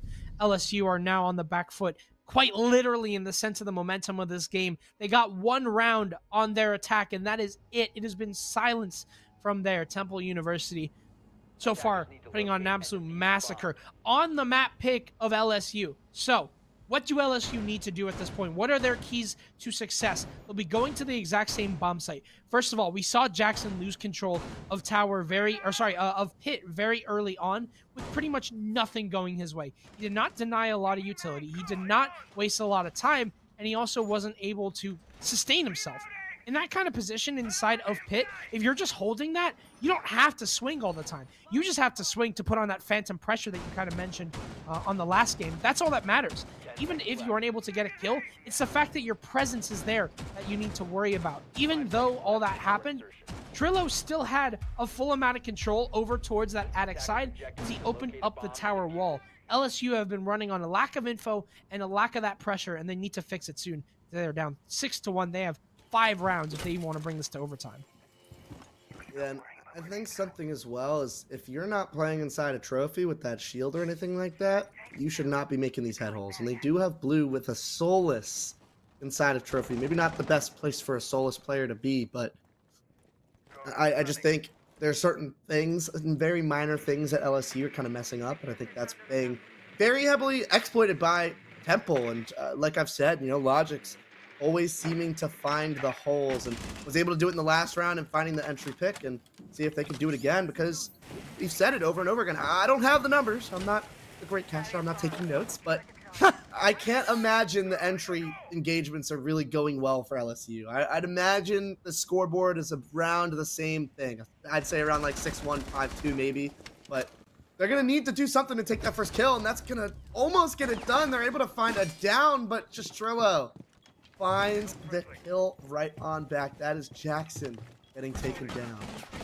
Actually got to reinforce off the pit rotate. That is crazy. They have completely left blue on his own here. He was alone inside a trophy. Even if he gets a frag here, he could immediately get traded out, but he swings. That's his first kill of the game right there. And a second onto Matt. He comes alive when the team needs it most. Sod takes down Trillo as well. It's just down to Layman and Blue Cup in a 2 versus 4. Blue finds his third. They've locked him in the room, and he's come out on top somehow. Inside of that trophy position, he just swings into Armory. Call it luck, call it whatever you will. It's worked out for them. A 4 versus 1 is now in tow here on the side of TD Blue Cup with 1 HP and 4 Candelas to work with. Somehow, LSU have managed to recover on this top 4 hold. I am absolutely amazed first of all, at the fact that they just completely locked blue inside a trophy, and at the fact that he was able to get 3 kills and come alive when he needs it most. The team captain, like you said, but Blue Cup, he's probably just going to die to this smoke, and that's quite the way to end the round. LSU get something going. They needed something, and that could be it. Could be the start of something great. Still a long way to go. They still have 4 rounds to go, but that is better. One of the best they've ever looked, and we said it earlier, Blue is going to need to get it going if they want to make a statement in this game. Blue finds 3 kills that round, and look at that. They won their defense. I don't know. I don't want to go too crazy here, but coincidence, I don't think so. Oh, nothing gold. JC's rocking the gold charm. Oh my, or the gold card. That's crazy. This was a good play from Blue, and I feel like it was definitely a key highlight for what happened that last round. But going into this next map, I mean, going into this next site. Sorry, we're not there just yet. They have already changed up the play style a little bit here. They're getting a little bit aggressive now on this defensive side. I mean, you can see that there's already pretty default stuff going on here. You've got the the bunker shield. They're going to be going for that sort of extension. But LSU have kind of found their strength, and it's in the fact that they can kind of just determine how they want to take these gunfights. You saw how quickly... Oh, wait. Back up. Was that Warden's shotgun? It is. What the hell are they using that for? Why they got a Warden's shotgun? I'm curious. I think they're going to have him sit on the bunker shield. I mean, honestly, for LSU's sake, these kind of plays, that's kind of what you want. You kind of want them to go for stuff like this. Do you? I do. They need a miracle at this point. And I think that Blue was that miracle worker last round. They're going to need about 4 more miracles. I like it. Well said. Very well said. I think one thing is the Flores does have claymores. Maybe bring flashes next time is what I would say. No need for claymores, especially on this specific attack. Flores drone coming through and then actually be able to take down the shield. Think to ADSs as well. Yes, it's all gone, and this is going to be a very difficult position now for Saad to hold. Does have the wings, so does have the glasses in case they do throw flashes or smokes. In this case, only flashes, and Blue finds another one once again, but they end up grabbing elbow control. And with the rotate on this side, it's going to be much harder for them to fight for it back, but JC just takes the fight. Why not? Just Trillo ends up going down, and a 5v3 for the defense. And Adam, I don't know, but they might be making a thing or two happen here. They're cooking right now. They're getting super proactive, and I love it. I mean, they have nothing to lose at this point. Just go for the fights. Swing what you need to swing. At the end of the day, the advantages that you have come in the fact of your aim, and there's nothing you can do against it. There is no way to counter aim unless you have better aim. That's it. So take the gunfights. LSU are getting a little bit frisky. They're kind of throwing an unpredictability factor into Temple. So far, in those last few rounds that Temple won, and they're 6-2 on their quest to, you know, the 7-2 victory, they had some pretty predictable strats going up against them. This time around, though, it's a little bit different. However, it's not just over just yet. However, as Blue secures the second kill of the round, Layman will go down. It's starting to look a little bit more difficult on the side of Temple. 2 versus 4. 8-ball Matt inside of that bunker position here. Blue has spotted Blue Cup inside of that tower hold. He's just going to be shooting towards that position, and he'll dock himself up, but it's bad timing. Oh, no way! He takes all the bullets, and he heals himself up. The tower position is still very much alive, but as that happens, it gets traded out here. Sod swings into bunker. It's a 1 versus 3, all down to TD Blue Cup. LSU, they have a lifeline in the form of Blue, who has been waking up so far this game. Same with JC, an absolutely crucial round from those two. Temple University with 20 seconds left on this execute, with 20 seconds left for TD Blue Cup to pull a miracle, a rabbit out of a hat. They will not do that. Sod as well wakes up and goes alive. LSU 6-3, Joe. This might not be as easy as we thought. Still have to go to tertiary site a couple times, but I'm liking it. It's a very big difference here. Sod, and I don't even remember who the second person was that came out, but they made that double push outside of Blue. And being able to make that play was actually really great because it really kind of kept them back into the round. It allowed them to play the trade. And like this kind of play, to be able to time it is so good. And LSU has really just kicked it into a new gear that we haven't seen them yet, at least on their attacker's side. So I'm liking what I'm seeing, but I think it is still coming down to the entries. When they've been able to find the entry kills, they've looked very comfortable. It comes down to either A, can they work the entry kills every time, which they've been able to do so far on these defenses, or B, can they do a better job at working picks back when they lose that? Because let's be real, you're not always going to win the entry engagement. It's not going to be perfect. There's going to be some times where a cheese pick is going to come through, or something is going to happen where it's like, dang, can't believe I died that way, but it happens. When rounds like that happen for this LSU team, they have got to figure out a way to work those picks back so they get themselves back onto even playing field. And I think right there in those trades, they were able to kind of understand of, okay, we can push this kind of thing out. We can kind of make this kind of play. And going forward, they need to be able to do that in positions where they're not just in man advantages. They need to get comfortable with doing that in a man disadvantage. Yeah, and I mean, Temple University, they have, I believe, on that last round, or on that last half, on the previous half, they had 100% opening kill rate. So, quite literally, every single round, they had the opening pick in their favor. I think this half is completely different. LSU have actually had nearly 100%. They have been getting the opening picks. But, like you mentioned, if that kind of flip-flops, if Temple University can find that opening pick on their attack, all of a sudden LSU are kind of put into red alert and they don't know what to do and how to convert it. On a site like Dining and Kitchen, it's very difficult because you have to spread out your defense over towards showers, maybe even over towards the top floor. But as they drone and notice, the top floor is completely uncontested on the side of LSU. It's going to be a complete horizontal hold from them. But as I say that, Sod is walking up the white stairs to try and hold this off. But Matt has droned this, so they know that pretty much the entire top floor is clear, save for one player in Sod who may be trying to make a play. They may not have droned this as much as they wanted to. Trillo, none the wiser to the sledge or to the smoke upstairs, but they will retreat with no pick in their favor. LSU. Oh, but the C4!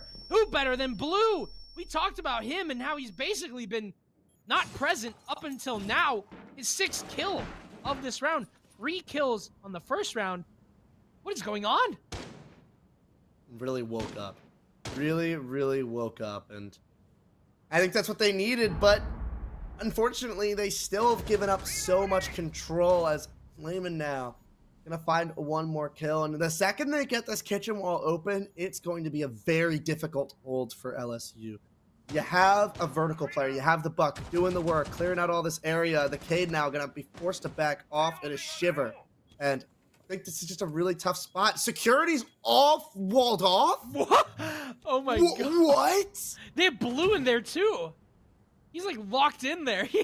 They've legitimately just put Blue in so many positions where they'll just cage him in and then just leave him to his own devices. Shiver from below, though, takes down the vert control on the side of Matt. This entire temple attack has now fallen to a horizontal take. All that they have going for them is this kitchen wall being open, but that's a lot of pressure, Joe, especially with that wall being reinforced. Blue Cup can get in here and start planting behind the metal box with quite literally nothing working against him. There are no C4s on the side of LSU. Maybe a crucial mistake has been made here. 20 seconds remaining. That smoke grenade is going to miss, and this plant will go down. Whether Blue Cup takes all that damage or not, he won't. The plant's down now, and all of a sudden, LSU are now forced onto this retake. Sod and JC making their way up. Sod up the green hall. He has one in his line of sight, and he wins the fight. That's a flank now that TU are going to have to worry about. And as JC walks towards that Z side, this is flipped on its head. Shiver takes him down. Logix is all up to his own. He finds two, though. JC and Sod go down. This is 1 versus 2. Shiver just needs to land those shots, but Logix finds his third. They know he's there. Blue just has to wait. 13 seconds left. Something has to give. Logix is just going to wait out the time. There's only 1 second left to plant, and Blue forfeits the game away as he vaults the breach, and Logix with a 4K steals the map away. Temple will take it in a very close nail-biter. LSU nearly had the comeback going for them, but it does not fall in their way. A crucial round from the Jackal. We were hyping up the comeback. We were hyping up LSU, but Logix just had to come and remind us who we were hyping up at the beginning of the game. Comes through with a 1v4 clutch to close out the round. And, I mean, what can you say? From the returning player to be able to bring them and send them to map 2 with a lead, to their own map pick, by the way. And what a way to end that first map. Absolutely incredible. I mean, seriously, what a game that was there. Congratulations to Temple for taking the first map. And if it's going to be as close as it was on that second half, I'm excited, Joe. We'll be back with Clubhouse for map number 2. Don't go anywhere. This series is only getting started.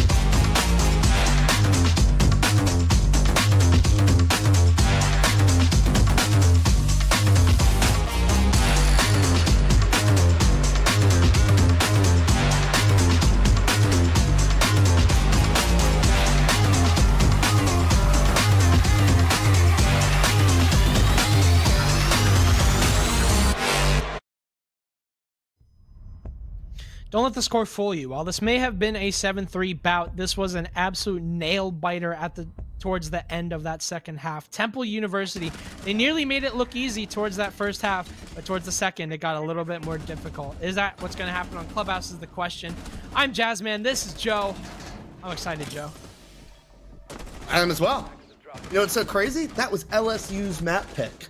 We're going to Temple's playground now, and I think we saw a couple players, right? We saw Blue start to really light it up in the second half of that game. That really made this game closer, but still, we've not seen somebody able to really just step up more than Logix has for this Temple roster.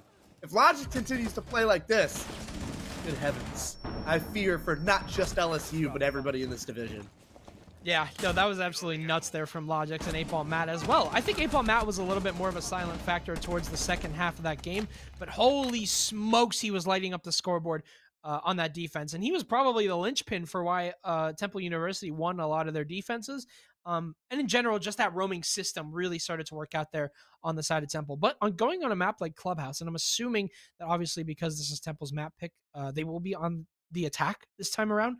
Yes. It's up now to LSU to try and bring their own game into this. Defense is really important because you can kind of set the flow of how this map is going to go. You can slow it down with bands like Ying. You can speed it up with bands like Warden. I mean, there's a lot of ways that you can kind of control the flow, and I think that LSU are going to absolutely need to do that on this defense because they need that early start going for them. They need the momentum to kind of snowball in their favor, especially after such a heartbreaking 1v4 that Logix just won. And if you missed that, go back and watch it. That was nutty. Was crazy. It really was crazy. And I think this is kind of going to be a very similar story, really, going on to this map. You know, I think Clubhouse is another one of those maps where it can be very heavily dictated by the entries. And I think Temple is going to continue to do what they can to try and work picks, is what they were so good at doing on Oregon. And I think we saw that, right, on Oregon. Whenever LSU started winning those entry engagements, they started doing great. Problem was when they gave up those early picks, Temple really punished them for it. If LSU can figure out a way to get those picks back, to be able to work a pick without having the man advantage, we're going to be a way different position in this map. But you know, that's a big if. You know, we could say if all day, but until we see something happen, can't really say too much. Yeah, I mean, Temple, as you know, as good as LSU looked on paper towards that second half, it doesn't stop them from the fact that they lost that map, and Temple looked pretty much dominant through like maybe 70% of that game. Their opening picks on defense, they didn't lose a single one, I don't think. I think maybe one round LSU actually had an opening pick, but pretty much throughout the rest of the game, it's completely easy peasy for Temple. But now with them on the attack, and considering the fact that LSU were able to climb back with 2 rounds on that defense, maybe this Clubhouse attack might be harder than they're expecting. We'll have to wait and see. And I think we didn't really get as good of a look from Temple as we could on their attacks. I think we kind of saw it 50-50, right? When they found that entry pick, they were very good. Like, for instance, in that first round, they went for that Attic and Master split take, and they were able to find, able to kind of like get that execute kind of coming through. But I think it's like one of those things where Clubhouse is kind of in a very similar way. It's hard to do straight directs on this map. A lot of split takes will typically happen. And the way that I saw it, Temple looked really good. It really seemed to fit their play style on that. So we'll see if that can kind of be a similar story. Obviously, you know, it is Club, Oregon, very similar maps in that sense. But we'll see if, you know, Temple can build upon what they were doing, or if LSU is going to give us a completely different look on a completely different map. Yeah, and I mean, LSU, they've kind of had troubles kind of getting rid of that roam on a map like Clubhouse. That's going to be a problem that's pretty much accentuated even further. Clubhouse, you have a lot of effective roams that you can go for, especially with the Solus on the board. Unless LSU decide to call an audible and ban the Solus, I honestly think that would work wonders for them considering the roam setup that they've had. And there it is. They will ban the Solus. So now Temple might have a little bit more of a difficult time on this roam. But a key thing is, LSU are also going to have a difficult time on that roam. They do have the Azami left on the board, so we kind of talked about setting the tempo. Maybe with that Azami and with that Solus ban, they might try and go for a little bit more of a passive strategy and kind of turtle down inside of the bomb site. We've seen how effective that Blue has been on the Kaden. What is that fire thing next to Blue's now? What is that? I've never seen that before. What What was I've that? seen that today on R6 Tracker. Protect your bomb I've diffuser. never seen Spy that. attackers. Like on the app. I don't Oh, know is what it? it is. Oh, is it R6 Tracker? Is that what I that is? think, but I don't know. Cause I saw it. One of my friends like texted me a screenshot of a scoreboard, and I saw 2 people on there, Yeah, and what I the don't heck? know what it means. That was odd. Yeah, I've never seen that before. Also, shout out to LSU for setting up the Mav holes with Maverick banned. W take. Good stuff, guys. Good That's stuff. true. They're not bandit tricking either, so typically you could see those holes sometimes for a bandit trick, just for the audio. You know, you pop that wall open, hear things through the reinforcement a little bit 5 better. seconds left. Those for you kids at home. Make that note. You want a bandit trick a wall, put some holes in it. You'll hear it better. Bomb and Yeah, defuse. learn from Nemesis player Joe, former Challenger League player. Last place. Oh wait, you guys were like second. You guys were like What are we second to weird last for? year. I'm not being weird. I'm just you have competitive experience, you know. This is a T2 player. Bad right forms, here. though. My bad. All right, well you're collegiate. Oh wait, you haven't won anything collegiate either. What have you won, Joe? I'm sorry. Phase 1 quals.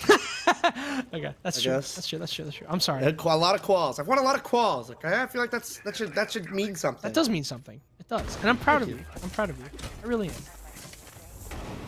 WMP come in? Yes, it did. Okay, back to the game. Good utility usage from Temple to be able to get this main wall open. The Cades not really doing much of anything. That's why a bandit trick should be coming in. And with no players really below to be able to throw some nades, nothing really happening inside. Just, I don't even think he realized how close he was to dying right there. But 8-Ball Matt putting himself inside of stock, now starting to blow open the floor. And this pressure is going to be really good for them to have. And LSU going to deal with some sort of anything to be able to get rid of this player, but those holes into stock from the con hatch are going to be enough to force 8-Ball Matt to just scurry on out of there. Wall getting open very early on is a great sign here for Temple, but obviously they're going to have to worry about the Azami sitting inside of rafters. LSU, they've been no strangers to holding these, key critical positions for as long as they can. They've been able to waste lots of time here, and they also managed to get a frag. JC, who has been coming alive since the last game, absolutely starts off on a hot streak as he takes down 8-Ball Matt. That's your buck gone, and Matt, who has been having just a little bit of trouble on this attack, will continue to face those same troubles. And that's a lot of your vert control gone as well. It is. But the one thing that should be noted is if they can get rid of this player inside of rafters, they can get rid of Shiver. It's going to be a very difficult round. LSU, they may have the man advantage, but they don't have too much of the control. Is that nade going to come through? Going to miss, though. And now Shiver's going to be able to take the fights. Finds one. That's Logic's getting taken down. And still has these Kivas to work around. And gets taken down to 1 HP barely. Staying alive, but still gonna be able to take some fights if he wants. Not gonna know that this player's coming up. The fight gets taken, takes down just Trillo. Shiver with 2 on the round and putting on an absolute clinic in the rafters. And with 20 seconds, Temple really just on the back ropes. And 15 seconds this left. round is good as over.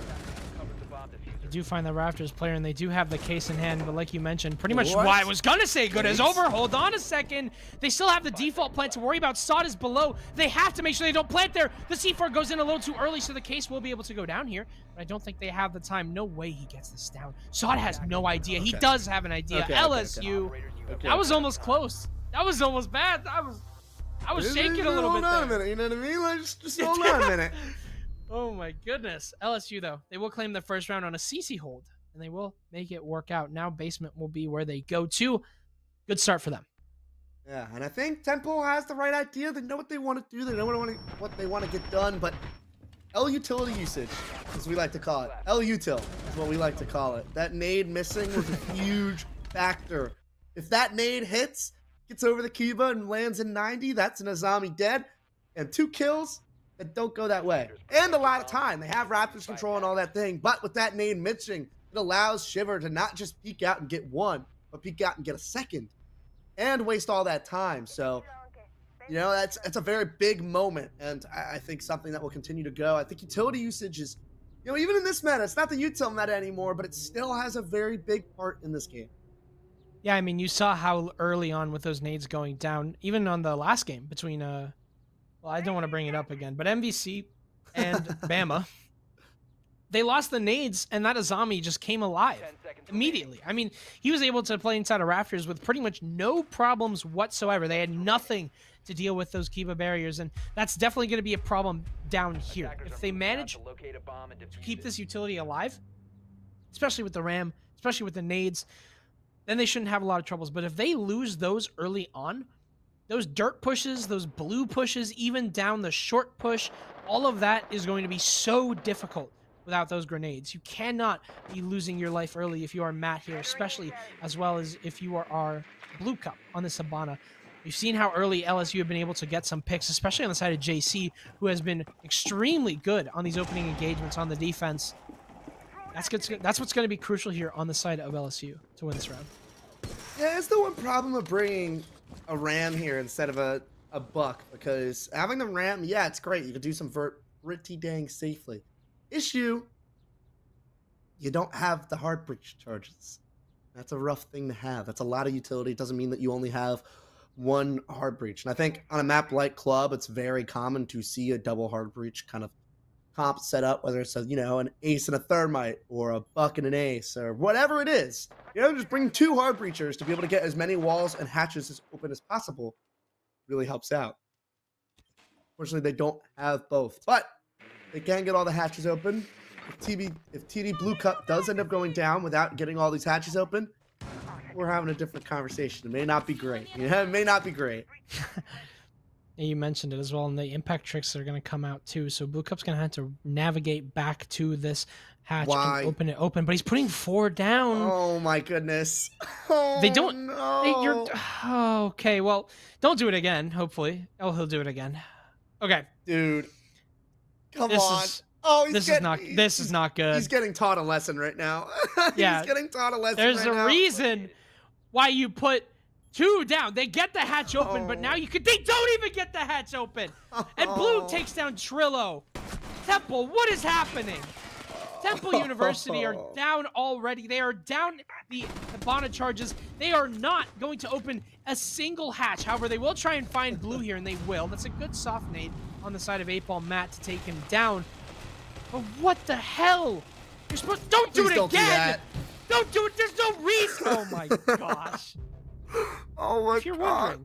If you're wondering, here's a little intermission. If you're wondering why we're yelling about this, putting down 2 Hibana charges at the same time will prevent the impact trick from happening, because they'll waste all the impacts, and you'll still have enough you still have enough Hibana charges to open up the hatch. Now you have nothing, and the hatch will be soft for the entire. The hatch will be soft for the entire round.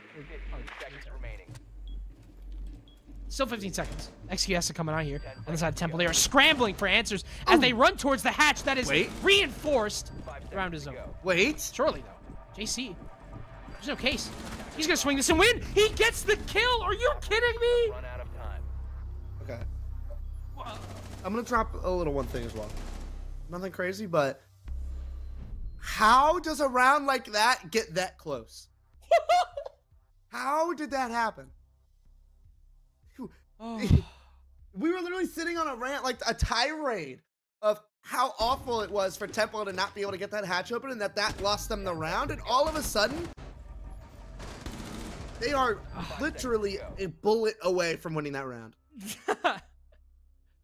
I actually had to do a double take. I didn't realize that it was I didn't either. I saw 3v1 in that way, and I'm like, wait, what? Is Temple gonna win this?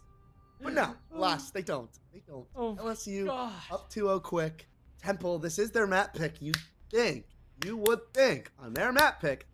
Do we have it backwards? We don't, right? No way we don't. Okay. We don't. I wrote it down. It's right here.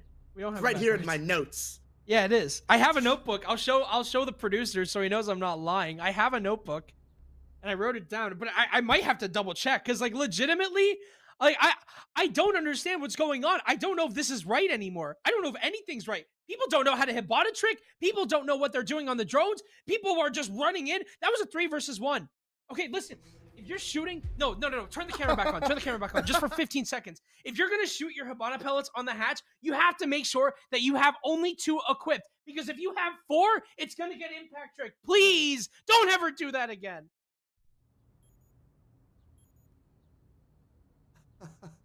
Thank you. Thank you for that. It was a very nice thing to learn. Good learning experience for all of us involved here. And also our beautiful producer Dan in the background. Yeah, Thank you for that. Dan. Thank you for that. Thank you for that. Thank you for allowing that moment to come through. I very much appreciate that. But as we go through, Temple have to try and change something, make things a little cleaner. Because as of right now, it's a completely different team than what we saw on Oregon. A lot of mistakes that are really being made right now that weren't being made on Oregon. It's that utility usage, right? It feels like these rounds are over before it even starts. Oh. And once again. Do we need to go to Heartbreach School or something? Why are you putting don't put exothermic charges in the middle of the wall. It gets bandit tricked no matter what. It doesn't matter what side the bandit picks. You have to put it on the same panel. That way he has to make a 50-50 decision. That is one exothermic charge gone, but Logix takes down Blue at the same time, so there is a little bit of pressure to be had here. TD Blue Cup is now putting the exothermic charge in the middle of the wall once again, and Jackson can just put the bandit battery down no matter what. He won't be wrong. Oh my god. And it's gone! Okay, he lost both. Oh my god. They have two Heartbreachers. They have two Heartbreachers. They have two Heartbreachers. They have two Heartbreachers, Adam. Did you know that? They have two. They do. They have the Capitao, but I don't know if they've just completely abandoned ship, and I think they're starting to make their way over towards this cash side. So, I mean, good on them to make the call, but why in the hell are you putting the exothermic charge in the middle of the wall? It makes no sense to me. Regardless, though, LSU, they don't have the player inside of cash. Actually, they do. It's Shiver, and as Trillo tries to swing for the bolt, for the asphyxiation bolt, he goes down. So does JC. All of a sudden, Temple have a foot in this round. It's just up to Jackson and Sod in a 4 versus 2. They're just now making the gold rotate here, and they have holes inside of Khan to hold this, but 8-Ball Matt is also prepared and waiting for this 4 versus 2, and it can go anyone's way at this point because Sod has such an advantageous position inside of gold that he could potentially win the round from here. But you also have a C4 left. Sod takes down Logix. Temple trying to find their way in through this execute, but it is not easy. They can try and get the plant going behind the bomb chassis, but you still have Jackson alive with that C4. 15 seconds remain. They'll smoke out the gold door, and Jackson starts to make his way in. C4 in tow, and the flank going over towards Logi as well will help them. 8-Ball Matt takes down Sod, running towards the mattress side, and TD Blue Cup, he's trying to find a safe place to plant. There's no C4 left for Jackson, and it's all up to 1 versus 3. 1 versus 2 in theory, as both guns are now stuck on the diffuser, but as Matt takes him down, Temple will claim their first round. A great play from 8-Ball Matt. The second I saw a silhouette go into Logi, I knew the round was over. But Temple, great. They finally got to that end round in a good fashion of where the wall wasn't great. You know, the wall was open. The wall was open. That they needed to do, they were able to get in. It wasn't completely lost on utility alone, and I think that's literally the only thing that Temple is losing for. Utility in the first round, you had the nade from Logix miss on the player in Rafters. That ends up losing them that round. The inability to get the kitchen hatch ends up really biting them in the behind on that last round, their last lost basement attack. And now, you get into the map, and you find the win. So, Temple, please, all you gotta do, and I hope you've noticed this as well, get the wall open. Use the util. Take your time if you need to, but make sure that the utility that is oh so powerful in this game is used properly. Please don't reinforce that side of the wall. Thank you. He heard you. Please don't reinforce that side of the wall. Oh, well. Thank you. 5 seconds to go. Come on. What are we doing here? Yeah, and I think you're right about the utility. I think that's one thing that has kind of eluded Temple. The thing about Temple is, like, the fact is they've been more advantageous on the gunfights. I think we've seen that through and through. But at the same time, it's been that utility that's been oh so crucial. With Shiver playing on this top Rafters position, Temple have had such a hard time trying to get rid of this. It's been so difficult, and it shouldn't be. It's a very simple, two-step process. You burn any ADSs, you burn any WMIs, and then you nade, and that's it.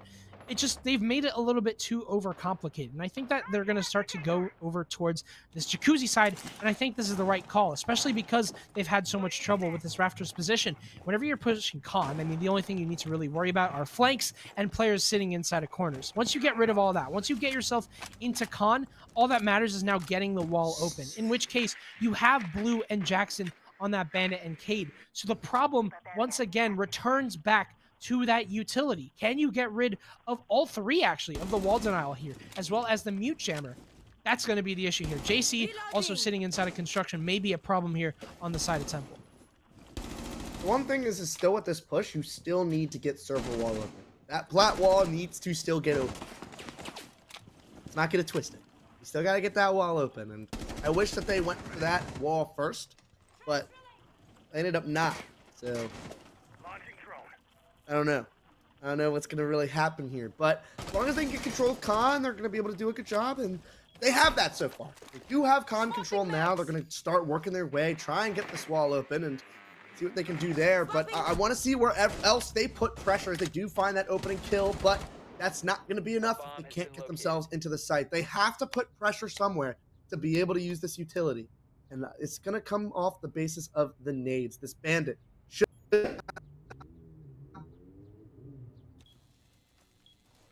should not be allowed to sit here.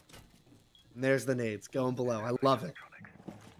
Yeah, they have this kind of established. They know what they want to do, and I think you're right, but they're putting the thermite charge down too early. Jackson's just here for that bandit trick, and that's one thermite charge now gone before the nades can come through. Unless they're just baiting Jackson into this position, the nades aren't going towards this single wall side. You can even just swing them here, and that's all your hard breach gone again. They're just having so much trouble with all this wall denial that's being brought on the side of LSU. And now with 30 seconds left, Temple, they're going to have to make an attempt at this execute without this wall being open, without a single wall being open. It's all going to come down to this.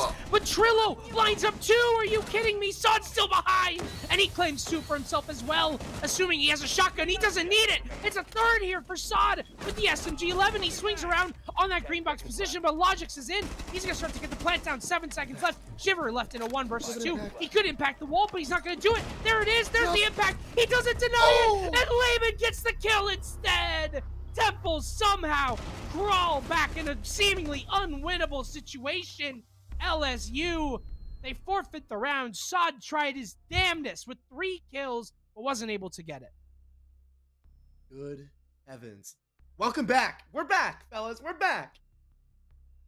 Oh my goodness. What a round. And Temple now tying us up. But LSU, my one issue with them right now is how they could be dominating the util side of this so much to be able to not let them open up a single wall, yet they're losing or even close in these rounds. That's a little concerning to me, Adam. Yeah, that literally came down to like the execute at that point. The utility game was lost on the side of Temple. They got like completely decimated on that hard wall. They were not able to get that wall open. They got both their exothermic charges burned. And you mentioned the nades going below. I mean, I figured the easy not to go below. You can just open the hole in the wall above and just chuck a nade in, but that wasn't thought out. And Temple just had to take gunfights towards the end of that. I'll give it to them. They had a very good execute there, but had Sod maybe just whipped out a shotgun, even if he got one more kill in that position, that's it. That would have been the game. And it shouldn't have to come down to those gunfights. It should come down to how much control you have of the map. LSU, they struggled a little bit there, but so did Temple. They had their own struggles to deal with. We'll be going over to that top 4 once again. It's still 2-2 at the half. It's still 2-2 at the half, but I think we're starting to get to that point where it's getting a little dangerous for LSU. They got to work themselves back into it and really get these rounds back, because the way that I see it, they've deserved to win most of these rounds. And look at JC. A little bit of an adjustment being made here. Try and play close, and I'm not sure he's going to be able to really find a pick here as the drone's going to come through. He should find a swing right now, and he does. He goes for it, but he's not able to find the kill, and he ends up getting taken down. A disaster of a first pick attempt from him, and he's not able to find it and pays for it with his life. It's tough. That's a crucial player there on JC as well. He has been alive and well on the side of LSU, especially towards that last game. but now he's just been completely shut down in this position, and that's an opening pick that they had to work for last round. I mean, they were fighting JC and Khan for quite a long period of time before he got taken down. Now, he's just gifted it to them. Now in a 5 versus 4, they'll have the control over towards this construction side. But now comes the question again, Joe, of how are they going to get this wall open, if at all? Are they going to be able to deny the bandit trick here? Are they going to be able... sorry, there is no bandit. Even just the Cade trick. Are they going to be able to deny this hard wall from staying hard? Are they going to be able to get rid of this Cade wall? I don't know why they switched off. That's okay. Sod, finding a kill, a big one. May not be as big, you know, 8-ball mat has been a very big piece for them, but the gridlock may not be the most important. The Iana might be. That's nades coming off, but the wall now is open. They finally have that, but the other issue is, Adam, is they don't have the wall open. The server wall. Or this one, actually. Wait, I thought they opened the wall. Silly me. Mistake of mine. Wall will be open now, at least. Thankfully, no Cade trick there on the side of Blue, but there is something else here. Another trick from Blue as he jumps out the CC window and claims Logics. Even with that wall open, they're still able to apply pressure. Triple kill again from Sod. This is not green box anymore. It's Sod box. Are you kidding me, Sod? Absolutely insane performance so far on this anchor position. Layman is now left to his own devices in a 1 versus 4. While they do get the wall open this time, it came all from naught as all the picks went in the way there of LSU. Sod now swings out here and claims his 4th as a trophy, perhaps. 3-2, LSU now lead. Sod is getting hot. Sod is getting hot. The gun coming on that they needed. We've all said it, right? In that first map, it was Blue who started to step up when they were winning these rounds. Now it's been Sod, and they need it. They need it bad. And a 3-2, maybe getting a 4-2 split, all in all, would be a very good spot for them to go to. A 3-3, from what we saw in their attacks on Oregon, may not be the best thing. It may not be the best thing. I'd feel a lot more comfortable if I was them, if they can pick up this round. And we're going back to a basement. We saw how good they were with their utility last time. Can they do it again?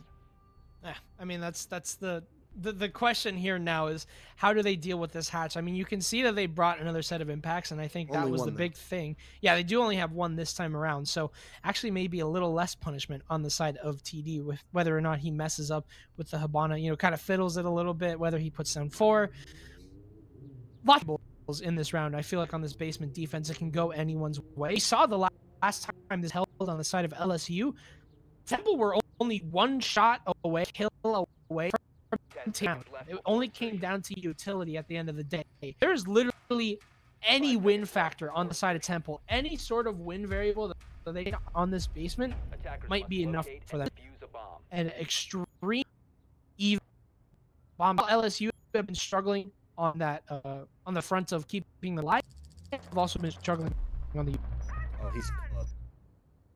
No way, right? Yeah, Blue is...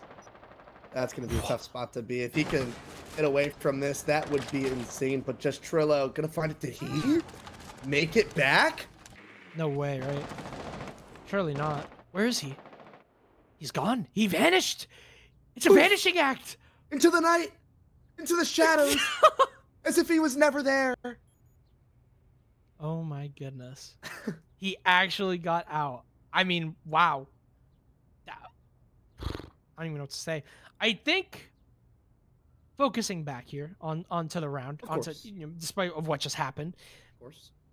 A set of impacts are gone on the side of JC. And I'm not sure what he was burning there, but you still have plenty of Hibana pellets left. So already very good straights here on the side of Temple University. They will take control towards that 2nd floor area. They have the Thatcher as well to deal with the Electroclaw over towards this Moto hatch. And there is no threat of that impact trick here as well. So this hatch will get opened up pretty much easily. Lots of utility going in the way here of Temple, and they'll be able to get this open with pretty much no issues.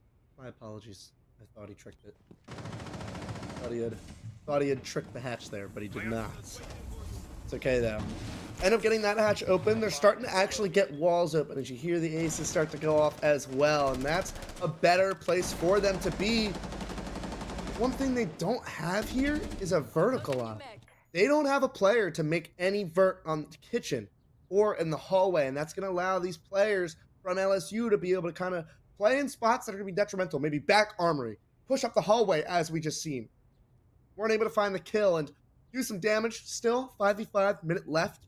Execute yet to come, but still, LSU has kind of been testing the waters here, and I like that from them to be able to kind of expose the holes in Temple's deck. It's been a very slow round so far as opposed to what we usually see. By now, one of the players on each team may have died, but it hasn't happened just yet. There it is, though. With 39 seconds into the round, Blue and Sod each claim a second. Temple University are already on the back foot towards this execute, but they do have the moto hatch open, and they do have themselves down inside of that short position, so there is a way in. It's just a question of, can you get the case down? Nice shot there from Matt. Takes down Blue. With 20 seconds left, they have to get themselves inside a church, and that's not going to be easy. Jackson's not even looking at him. He's looking the wrong way, but as the call is made, Jackson will take down Matt behind the black block. I'm not sure how he got there in the first place. It's just up to Logix. He's won a 1v4 before, but can he do it again? A second kill here as he now starts to go for the plant right next to all those gumball dispensers. He can actually get healed up from this, but plant's going down here. Sod surely knows about it. He takes him down, and LSU will take a 4-2 half in their favor. They find it, and that is a little bit more confident. I like that from them, especially how that round went, that last defense. They look good. They look good. Temple now, we saw how good they were on their defenses on Oregon. Different map, yes. It's been a while since they've done it, but they had looked good. And now Logix, who has been on more of a supportive role on this map, or at least on the attacking side, is going to be allowed to be unleashed a little bit. He's going to be allowed to actually work some picks early on, get them that early advantage that they were able to do so well on Oregon, that they didn't really have that here. I think having him on more of a supportive role may not have been the best thing for them, at least with their flow as a team, but we'll see if they're able to do that. We'll see if he's able to kind of get his way, assert himself in this game like he was able to in Oregon. Yeah, defense is really where I feel like, both Logix and 8-Ball Matt will come alive. One key thing is the Solus is banned on the side of LSU. And obviously this is due to the fact that Logix was so strong on that Solus on the Oregon side that they just don't want to deal with it here. And I'm wondering if that's going to change the playstyle here on the side of Temple. You mentioned that they're going to have him on that support role, and he is on the mute this time around, so maybe a little bit more of an anchor role being played here by Logix. But Temple University will choose to go over towards the gym side for their first bomb site. And this comes with a lot of caveats, because obviously you have to extend a little bit here, and there is an extension with that con single being opened up. It's a question of how much time can they waste here. Can they do the same thing that was done to them on that attacking half where Temple were stalled out with utility? Can they do the same thing to LSU and try and burn as much util as possible? We'll see if they're able to, but thus far it doesn't look like it's going to be all too much. The Cade charge not going to be around here. The Habana charges are going to go off. The pellets, next Kairos, going to do their job of opening this wall up, and no real reinforcements over here outside of, the outer walls and that one garage wall. So Logix kind of doesn't really have too much to work with, but what he does have is that handy dandy SMG-11. Try and make things happen here, but I don't know. It's going to be tough for them with all these soft walls, all these wooden walls to shoot through. Logix as well has just decided to get aggressive on that CC door. As the CC window gets open behind him, though, he's going to have to wonder if a nade's going to come flying through here. Sod, once again, 14 on the board for him, takes down Matt on that C4. Completely gone. The Cade now off of the board, but look at the time. All this time has been expended, and LSU have not made any progress in towards that CC area. They've gotten the wall open, but haven't actually got themselves inside. As Blue gets in, Logix with amazing just swings him and claims that first kill. JC will go down as well. That's your other hard breacher on the floor. And Jackson, however, takes down Trillo. So it is a 3 versus 3 right now. But that could change very quickly as Logix goes for that swing. Sod with his 15th kill. We just got to keep counting at this point for him as he is inside of logistics with no case in tow. Jackson will recover that and possibly recover JC as well inside a short. Temple have actually lost control of the bomb site, and they're going to have to retake this. Sod losing tons of HP on that mattress. C4 is going to be ripped here on the side of Logix, but does not find Matt. Sadi is still alive behind that mattress. And the post plant will now occur. Retake here for TD Blue Cup and Logix. Way harder than it looks. And they're coming in. Not going to end up finding it. Logix coming through Logi. The pinch now being put in, and I don't think he saw that player inside of Gym. Finds one. It's going to be all down to Logix. 2 players down to 1 HP, hits a beautiful shot on the first one, knows that this last player is inside a gym. Sod, Logic's the two that have done so much for their teams. With such a big round on hand, Logic's that C4 would be nice to have now, wouldn't it? As he's going to try and work his way in and not able to do it. Sod continues his reign of terror on Clubhouse, and LSU extend their lead to 3. My goodness. 16 kills. I mean, we're just like tallying them up at this point. He's just collecting them like pennies. I can't believe it. That was an absolutely insane round. In 7 rounds. Like 7 rounds. That's a 2 KPR. That's crazy. That's more than a 2 KPR. Well, what is going on? Like, that's like a 2.2? I think it's a 2.2 KPR. That's ridiculous. 2.2 kills per round for Sod. He's been an absolute linchpin, even while LSU have kind of been quiet. You could see that not a single player has broken above 3 kills on the side of LSU. It's all been Sod with 17 on the board. Now, obviously, the issue with this is, if he goes down early, what's left there of LSU? What's left of their attack? That's what you're going to have to worry about now on the side of this attack. Game really heated up. Yeah. Game really heated up. Yeah, the first few rounds, it wasn't that great, but all of a sudden, we got a great series on our hands here. I'm loving every second of this. I'm loving every second of it. Temple has been so close to winning a lot of these rounds. They just haven't been able to put the icing on the cake. And I mean, it was hard to tell as much what happened on that round because most of what we saw was on that server side of the map. You know, we didn't really get to see much of what went wrong on the direct side, on the jacuzzi side, besides LSU just walking away with kills. And I think at least we see the basement here. I think this is a must-win round for Temple. I don't think they come out of this map. It is their map pick. I don't think they come out of it if they can't find this round. Yeah, we may be very well heading to Cafe if that is the case. Temple have a lot to combat here. LSU have been reading them in every facet. It has been completely in their control, but things can change. LSU have brought triple hard breach here to try and assess what they can do in terms of pressure. You also have Sod on the sledge. No ram this time around. Logic's nearly getting lined up here and possibly his fade trimmed by Sod, but not just yet. As his 18th kill will have to wait. Logix is now going to be a big factor in how long this defense can stall out here. If Temple can if he can keep himself alive, Temple are in very good straits, especially with the fact that he is going to be upstairs and they don't know exactly where he is. Blue hasn't droned him, and the swing could be well-timed. It is, but JC does not go down. Logix, he really needed to hit that shot there, but he doesn't. Yeah, what a big pick that would have been.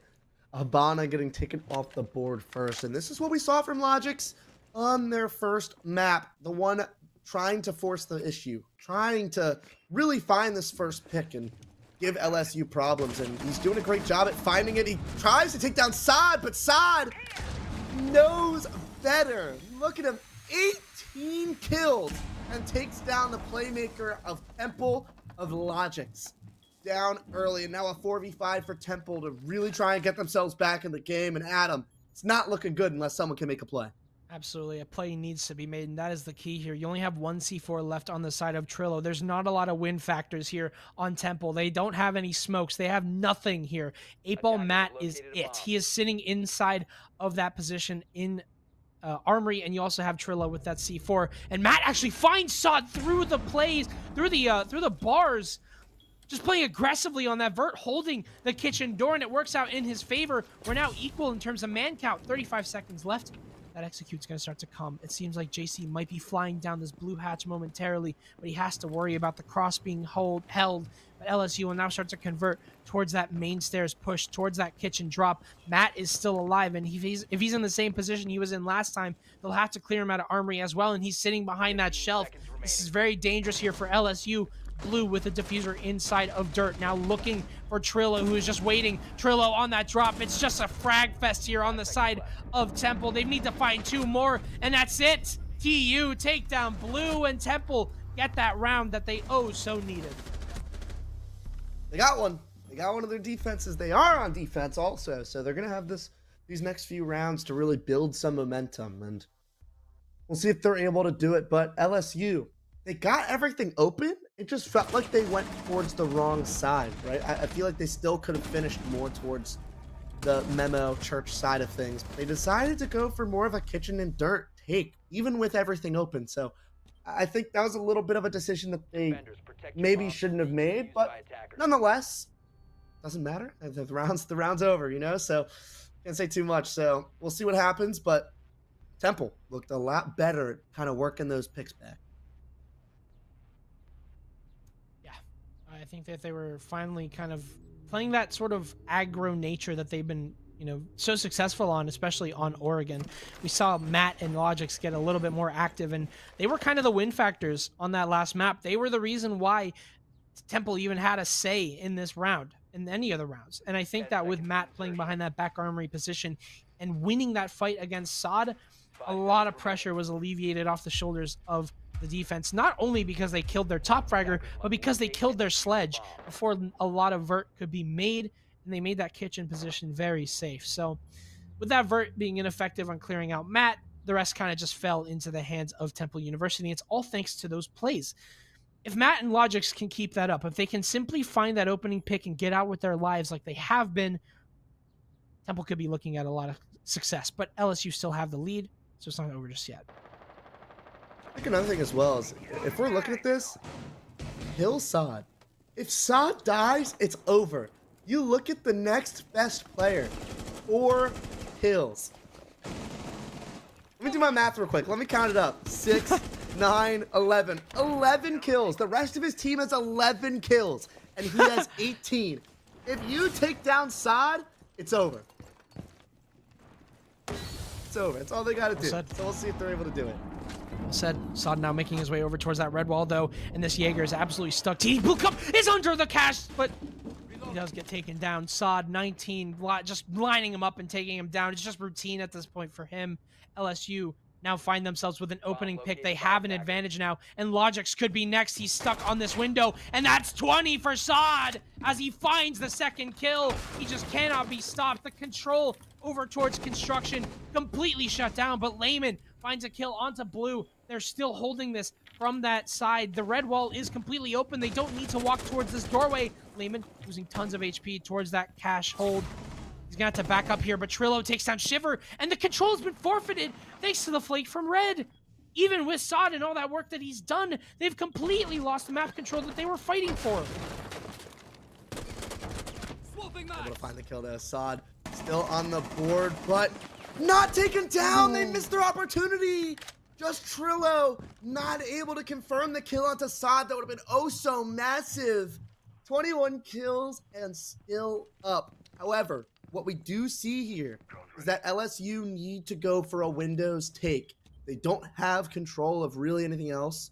The plat wall or the jacuzzi wall is open, which is where Sod chooses to reposition to. But with the Valk, they have some of the information, and Just Trillo still in a very powerful spot in cash here. But Sod again takes down 8-ball Matt, putting himself onto 22 kills if it gets confirmed. And they know where this last player is. It's Just Trillo trying to fight off everybody else, and he's not able to do it. LSU on match point, but Sod again coming up massive in this round.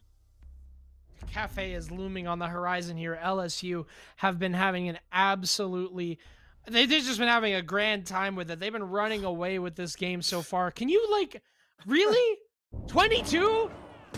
That's ridiculous. And the game's not even over just yet. Temple University, I mean, they've got a mountain to climb right now. This has been an absolute stunner of a play here on the side of Sod. An absolutely amazing game from him. But now, attack timeout here from Temple. Absolutely necessary at this stage of the game. They are down on their own map. Oregon won by Temple University. That was Louisiana State University's map. But now they're about to have that flip-flopped, and we're about to go to Cafe if this doesn't go in the way of Temple. 3 rounds are all that separates them, however, from making themselves into OT. We must check this guy. I was going to say. What happened? What happened to this guy? Like, what's going on? Got 22. That's an insane stat line. In 9 rounds, he's a 2.33 KPR. It's ridiculous. My math is correct. If it's not, someone check me. I'm pretty sure I'm right. I mean, no matter the case, that's Just absolutely Oh insane. my god. It was 2.44. Oh. It's been a long day. It's 7 o'clock. It's been a long day. That's It is okay. long. It's late. Might be even longer because LSU looking to send us to Cafe. But not yet. We're not there yet. Temple still have an opportunity to keep us here. And they choose to go CC. Now, this is their third site of choice. I think, Adam, they can find a way to win this one. 6-4. You have a basement. And all of a sudden, we're at 6-5 for all the marbles on a site that they've already lost twice. It's crazy. Storybook ending to a map like this. Temple absolutely want to be on that basement site. They were able to win it pretty convincingly last time around, but it is going to come down to this. It doesn't matter what they want because this is what they need. They have Trillo set up inside of Rafters. Nothing seems out of the ordinary from them so far, but what LSU have that Temple don't is that fragging power so far. Temple, they've been kind of silent on this game. Logix and 8-Ball Matt, usually your key fraggers, they've been getting taken down pretty easily. They need to change that now. This has to change. This opening pick could determine pretty much how this entire game will end or if it will continue. But it all starts with that wall getting opened as Blue will position himself over towards the plat wall. There's a Thatcher being brought on the side of Jackson, so they shouldn't have any problems opening this up. Shouldn't. Let's hope they don't. Because we don't want to have a Heartbreak school again, right? No. We don't want to have class in session in the middle of the NACE class. Oh. What has happened there? Logix is dead. We just talked about that. We just talked about how the opening pick is everything. And Logix is gone. The opening pick going in the way of LSU. The wall now open. It's all starting to fall apart like dominoes. All of that Temple have built up to this point. It's looking like it's all going to matter on Cafe. Trillo nearly finds that frag, but JC swings in. He just gifts it to him, Trillo. And he takes that gift in kind and says, thank you very much. That's our ace gone. Now we're even. We are even. And ace is a big pick to get. Although the walls are mostly open, so not too big of a deal. But it's looking like LSU is having the same issues that Temple was having. A very big struggle, really, to clear out the Rafters position. And it's just Trillo this time being the one to hold it down. And Saad, though, is the one in here. And I don't believe there's anything to get rid of these nades. So if that nade does get ripped, it's going to have to be just Trillo trying to reposition best he can to stay alive. And he's able to do just that. But being flashed out, it's going to be very difficult for him to stay alive. And the longer he stays up, the better. And the nade comes through. He should get taken down here. He does, but wastes a good amount of time. The one thing, only a minute left, Adam. And another pick tries to go through, but LSU finds it a 4v2 and looking to send us to map 3. Lehman just swings that. I'm not sure what that was all about. The smoke grenades will go out to hold this cross. Now 8-Ball Matt, he needs to time this right, but Blue's not crossing. He's going for the plant on the Kool-Aid wall. He's going to try and go for it, but 8-Ball Matt, he's right next to him. He won't knife and he's shot through the smoke. LSU! They'll make miracles happen. A 7-3 on the side of LSU. Exactly what happened to them on Oregon. Map 3 is on the way as Temple University simply cannot withstand the onslaught from Saad. I mean, I think he ended with 25 kills. I'm not sure. Whatever it is, it's a ridiculous number. 24. Unbelievable. 10 rounds. Unbelievable. In 10 rounds. A 6.0 KD is insane. But we end up going to map 3. Ends up being where we be. And I mean, look, with a game like this, has to, right? It has Absolutely to go to map 3. It's been great so far. And we'll see if Saad and the rest of the LSU Tigers can maintain this momentum going into Cafe map 3 right after this break.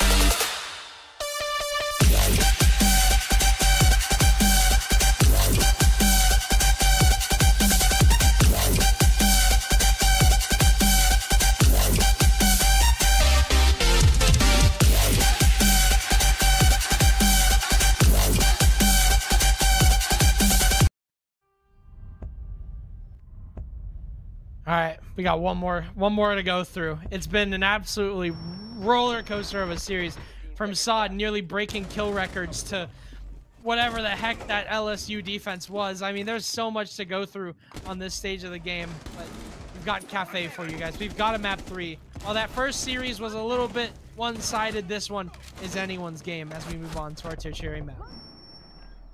I got one more in me. I got one more in me. Actually, Going towards Cafe, I mean, the way that I see it, LSU has looked fantastic. However, someone on their team just dropped 24 kills.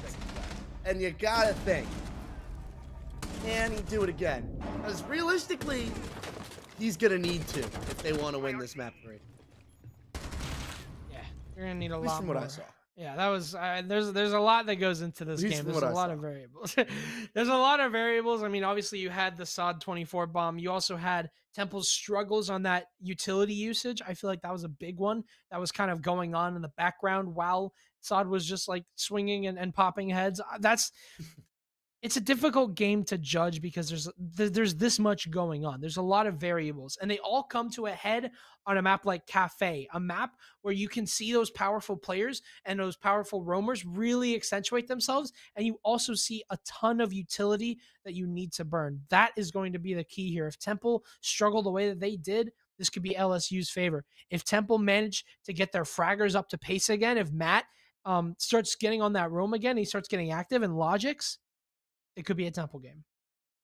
Yeah, and I think it's really weird, right? Because it kind of almost fits Temple, but it also is very against Temple. And I think LSU kind of has an advantage, I guess, on this map alone, right? Because Temple were absolutely horrible at burning utility and opening walls. They were awful at it. But that kind of lurking kind of play style that Logix and 8Ball can have, we saw on Oregon, and you can't really have as much on Clubhouse, that can be really emphasized on Cafe. So kind of going forward onto that, we'll see kind of where that goes, but I don't know. I don't know. It's very hard to tell, right? Because Temple looked pretty dang good on map 1, right? 7-3 victory. LSU, I mean, Saw just dropped 25 kills, 24 kills, right? Like, that's an insane thing. And they start on the defense. Wait, confused. Oh, I thought they might. Oh, you know what? They might have had that bug where the map is like different visually, Yeah. but they It'll- I'll explain. For those of you that don't know, there is a bug in the game where if you've reused a lobby, it'll basically show that you're on another map on your screen while you're Right. loading into the game. And I'm assuming someone saw a map that was not Cafe and was like, oh, it's supposed to be Cafe. Yeah, right. But here we are on Cafe. It's just the game's bug, guys. Yeah, it's okay. It's okay. Everyone Yeah, breathe. so we'll be going on to Cafe, and the Azami is going to be probably a key factor. And I'm wondering if LSU are going to, I'm curious about the bans mainly. The bans are what are intriguing me because obviously LSU banned that Solus. Amazing result, at least, so far. They have had no problems with this roam like they did last time around. And I'm wondering if they'll stick to the same thing. And that's the ban that I was also looking for, was the Azami ban. Because this shoots LSU in the foot quite a bit, but also hurts Temple whenever they go to their defense. That top floor with those Azamis inside of Piano are no longer possible. Yeah, and Azami can really make taking Piano insanely difficult. So that'll be good for them to have. I think it'll I guess should say have off the board. Mira also for that top floor, and even reading, right? Mira can really make taking Piano once again difficult. You just throw it on the stacks wall, and you open up the wall, you can see all the Piano, all of it, basically the whole thing. It's gonna be very difficult for them to really get in there. So we'll see. We'll see if they get it, but I don't know. I think we'll see very early on in this map how the defenders are really going to be, how we're going to see LSU defend on this map, and kind of looking at it, you have a couple of shields, you have a Wamai, and you have the Valken. Though I really like the setup that they have coming out here. Yeah, they have got... Oh, that's tough. That is tough. That's a lot of holes that you actually can't make. It's gonna have to be blue on that deagle, I think. Yeah, the zombie ban, I mean, it's good. It makes sense. It's gonna hurt LSU a lot. And I mean, I'm curious as well because they've left up the Solus, something that was so pivotal to Temple's success. And Solus on Cafe, left unchecked, can absolutely run down your attack. So you have to be very careful with how you handle your roam clears and you handle your flanks. All of that is going to be so important as we move into this game. Temple going to start out on this attack. They had quite the struggle with it on Clubhouse. Let's see if they can change their fortunes around. I'm right on that too. I'm not really sure why they didn't bring Solus. Right? I think that's a little interesting, especially since she can be so powerful on this map. But at least the Valk's up, right? The information is a very big thing, and you know, Solus is maybe more of that aggressive information of kind of seeing, hey, where can we flank? Where can we run out? It may not be suiting LSU's playstyle, or at least how they would like to play this map. So, you know, I think at least maybe for them, Solus may not be the best for them, but just to keep in everybody's mind, as Adam said, how powerful Solus can really be. And you have the Nomad to help with the flanks here, but it seems like LSU are mostly going for that anchor position. You can see all 5 players are just spread out around the top floor, and they're still going to be contesting this piano position. The old-fashioned way, of course, of doing it was just holding Pixel with the shield, as well as head holes inside of Bathroom. Bathroom is completely reinforced off, and there is no shield here, so Blue is just going to be holding this dry. He is going to go into this raw. He's got a C4 in tow, however, to try and help him out with this. But I'm not sure how much pressure he's going to be able to apply, especially with Temple starting to surround them on all fronts, especially from the windows as well. Yeah, playing the windows are super important on this map, right? Just, once again, the word I always say, the pressure of multiple locations. And that's where the Solus will help to be able to try and get those players off the windows. With the runouts, it's just Trillo able to take down Jackson on the Capcan. But unfortunately, Logic's also down on the floor. But they're going to use this as an opportunity to start walking up. The drone comes through. Bravo. Spotting out Blue inside of Pixel as they take a player up, but gets caught with his pants down. Just Trillo, the hard breach player, making his presence known as he's just walking forward, ends up getting punished finally for his aggression, but not before taking down 2 players from the defense.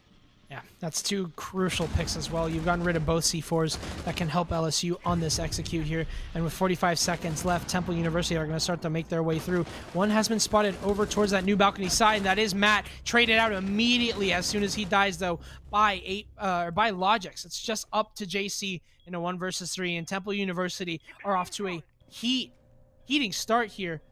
But Logix is inside a freezer as well. JC, he knows he's very low on HP, so he could potentially win this fight from the shield, and he does. Logix goes down, 2 versus 1, 18 seconds left. Diffuser is in the hands here of Temple, but are they going to be able to keep it for long as JC may have a potential flank here on the side of Blue Cup. The Nomad, he doesn't spot him, he does a double take, and he knows he's there now, but he misses the shots. Blue Cup goes down, the smoke is on Layman, so he can get the diffuser down, potentially. He's not safe, though! JC with the 1 versus 3!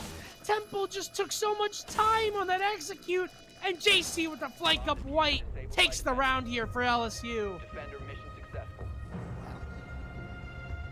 Just, wow. Like I said, man, you know, going to Mat 3, like, this series has given us everything it's had. Like, how do you expect it? I'm at a loss for words. I'm trying my hardest here, but yeah, it's been a struggle to put things into words, right? But I will say the one thing is, with Temple, with just Trillo, not opening either the bathroom or the freezer wall was a little confusing to me. And not putting the bomb down on trash earlier. Like, Logic's putting himself in a really bad spot, gets himself picked while they're droning. They know where this player is, takes the fight instead of just playing for the plant. And it ends up coming back to bite them. They don't even get the plant fully down. I mean, it does end up going down, but I mean, instantly dying right afterwards. So, yeah, it hardly really counts as getting one down. And they had a 3v1 right there with the map control, everything that they needed to be able to put the bomb down, and they just didn't go for it. Played for, I guess, I don't know. The word might be they're a little disconnected. Maybe Logic says, oh, there's information on this guy here. Let's go kill this guy. Goes to swing him. Ends up dying because he's on his own, gives him a 1 for 0, and now all of a sudden the bomb's going down. The Nomad doesn't have any information. It's just 3 1v1s. And as the attacking team, in that kind of a clutch situation, that is the exact opposite of what you need to do. And communication is king on Cafe. I mean, you have to be able to get each other's trades. That's what wins you rounds on a map like this. This map is very linear. It's played the same way pretty much, you know, in every single map. There are some variations that you can make, but most of the time it's, oh, you're going basement, you're going to take vert. If you're going cafe, you're going to take red. I mean, there's always a one-way path, and you have to do it together, and you have to keep the ball rolling. Louisiana State just capitalized on Temple's inability to get that ball rolling, and they may be able to do it again on this basement bomb site. Blue on that castle has extended over towards the coat side, and this will help them kind of establish the map just a little bit more and make that small bake position a little bit harder to fight for. But Temple, as we mentioned, towards that default standard sort of take, will now start to make their way towards that vert and hopefully allow Logix to open up the floorboards. Yeah, they will. And the only issue that I have is that is their only vert. I think you see a lot of times you'll bring multiple vert operators, maybe a sledge and a buck, or even someone with breach charges as well. Like, and they didn't really bring that out. And for LSU as well, for a team that is bunkering so heavily, and okay, I'm going to use every single last bit of analysis to just say Sod is on the upper side of red stairs, and it's seemingly Temple has no idea he's here. And he is about to make it hurt. That is the thermite going down. And now, with this player on the top floor, you know that you have to clear him out. And Shiver now has worked up the red stairs as well. How on earth do you allow this to happen, Temple?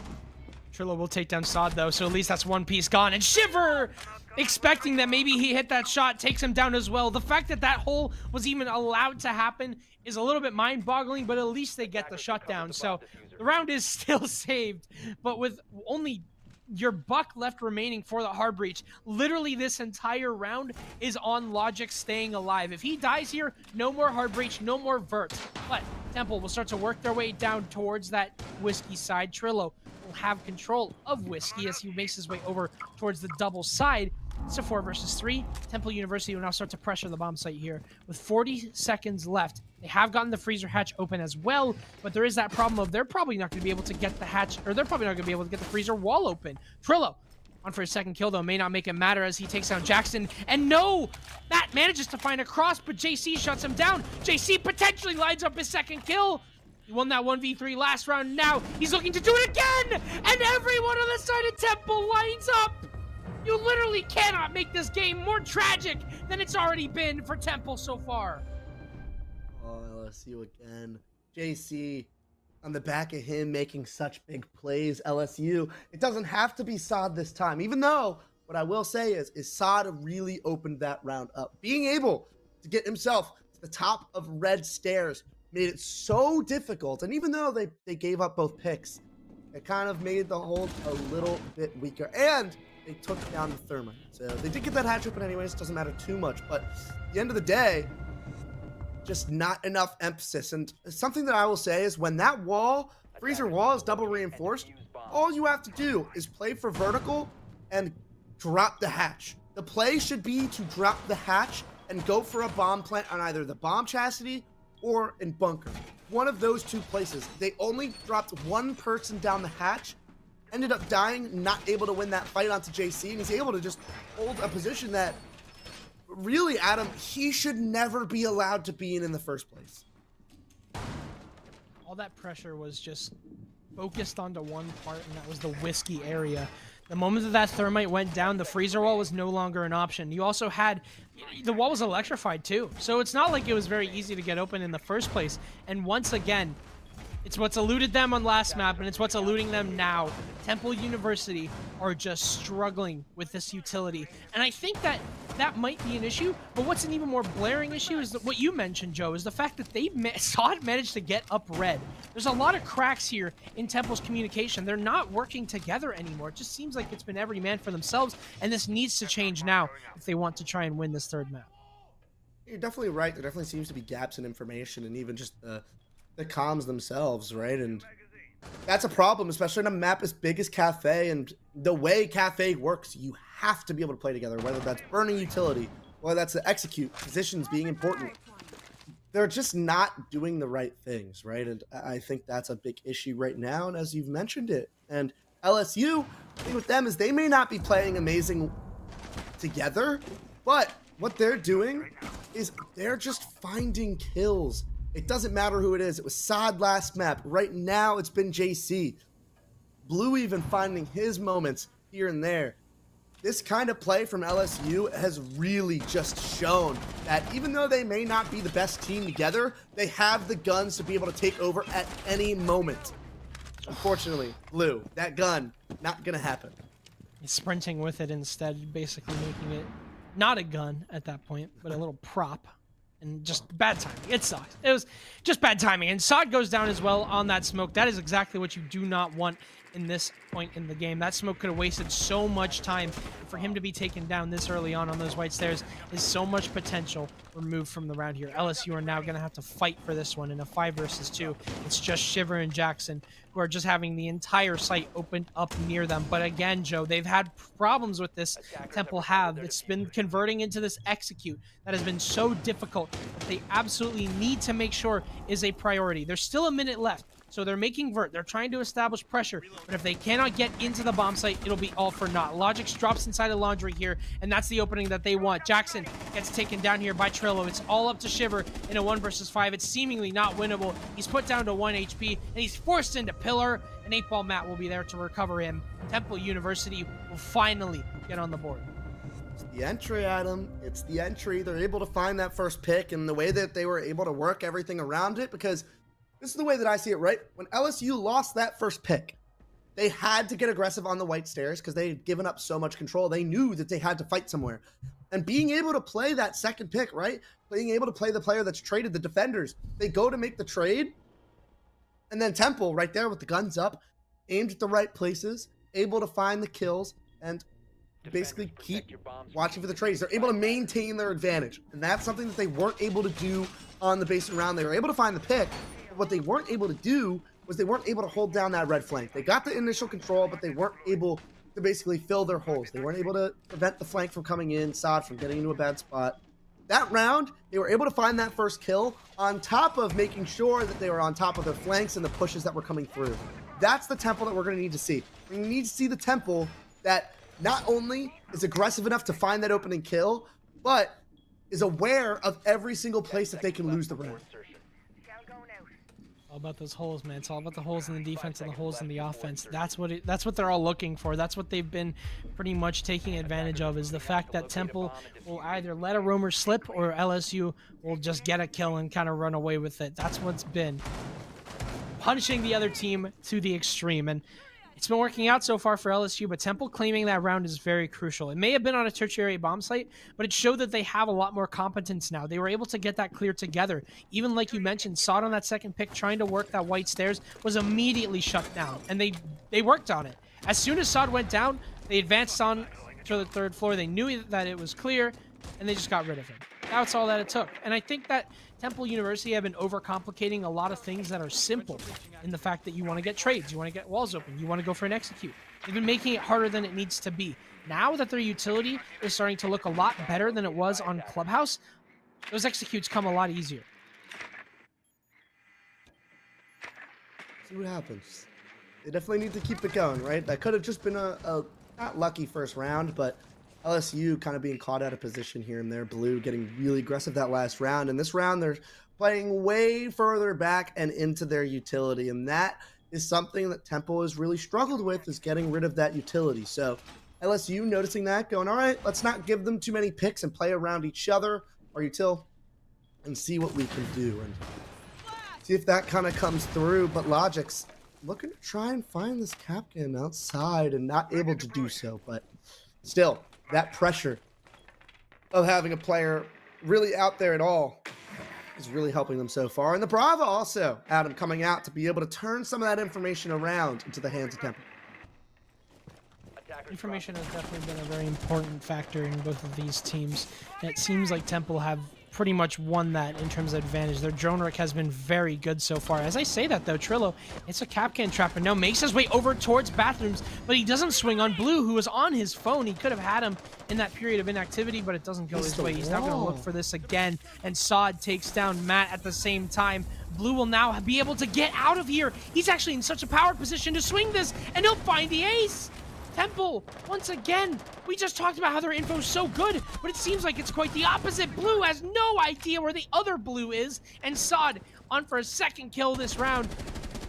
Now 2 versus 5, LSU. They may have lost the round, but they will recover instantly, as it's just up to Layman and Logix all by themselves. They've got a lot of work to do in 25 seconds, Adam, don't they? And LSU looking like once again playing around the utility that they have on this defense has been the, I guess, the meta for them, the better strat, the better style of play. And it's very clearly making Temple uncomfortable as Logix hits a nice shot, but everything gonna be traded out. LSU looking very good on this defense, a 3-1 lead and looking to build on that. They're not looking to stop right here. Goodness. I mean, that was immediately as soon as Temple got around, claimed back by LSU. And I don't know who to blame at this point. I don't know if this is an LSU diff or if this is Temp diffing themselves. That intel was just not good. I mean, they had a player dead that could have been watching maybe a white cam, anything. They could have droned the bathroom. They could have known where Blue was. He was in such a compromised position, but they just did not focus on it. And LSU took clear advantage. Now Temple, they're going to be forced to attack this basement once again. They were successful last time thanks to that clear, thanks to Sod and Shiver being taken down early.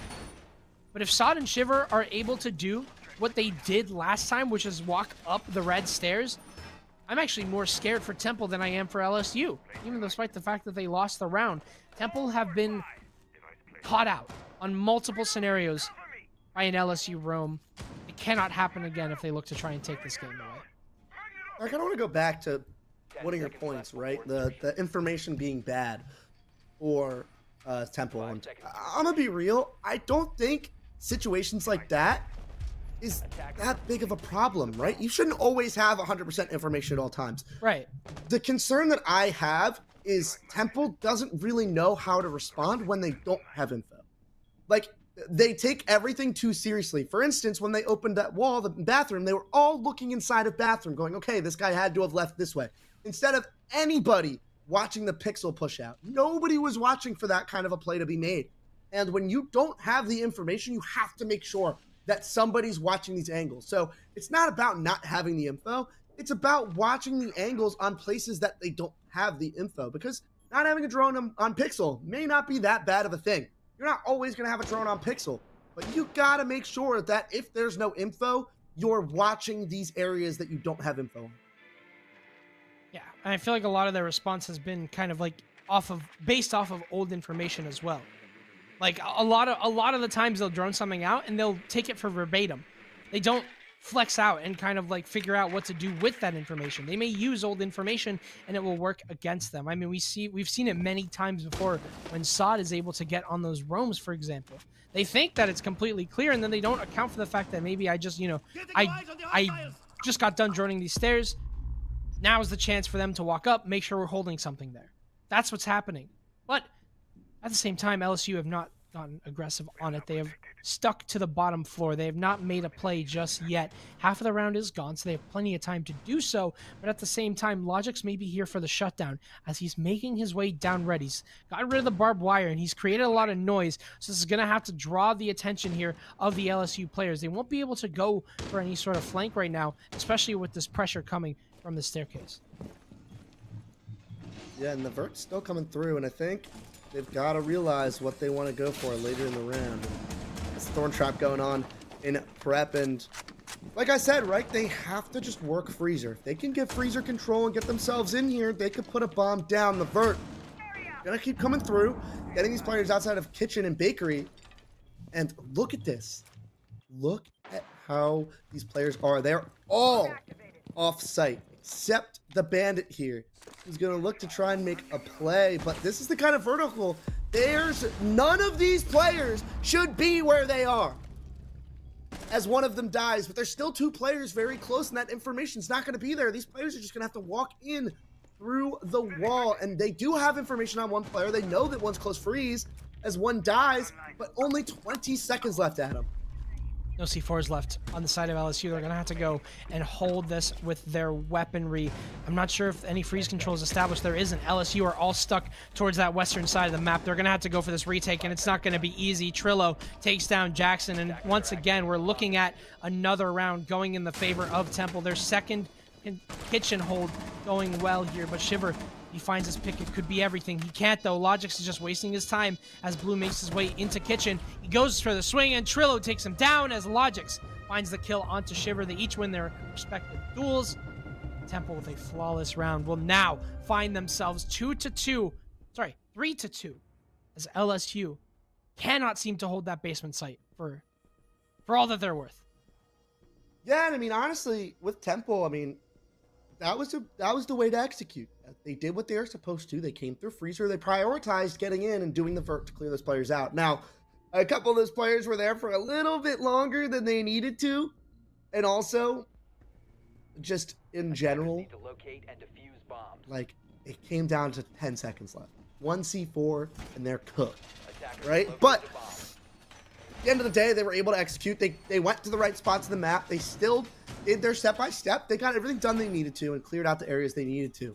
That's great. Even if it's going to take time, I'd rather have that than them just walk at people and not have the right info.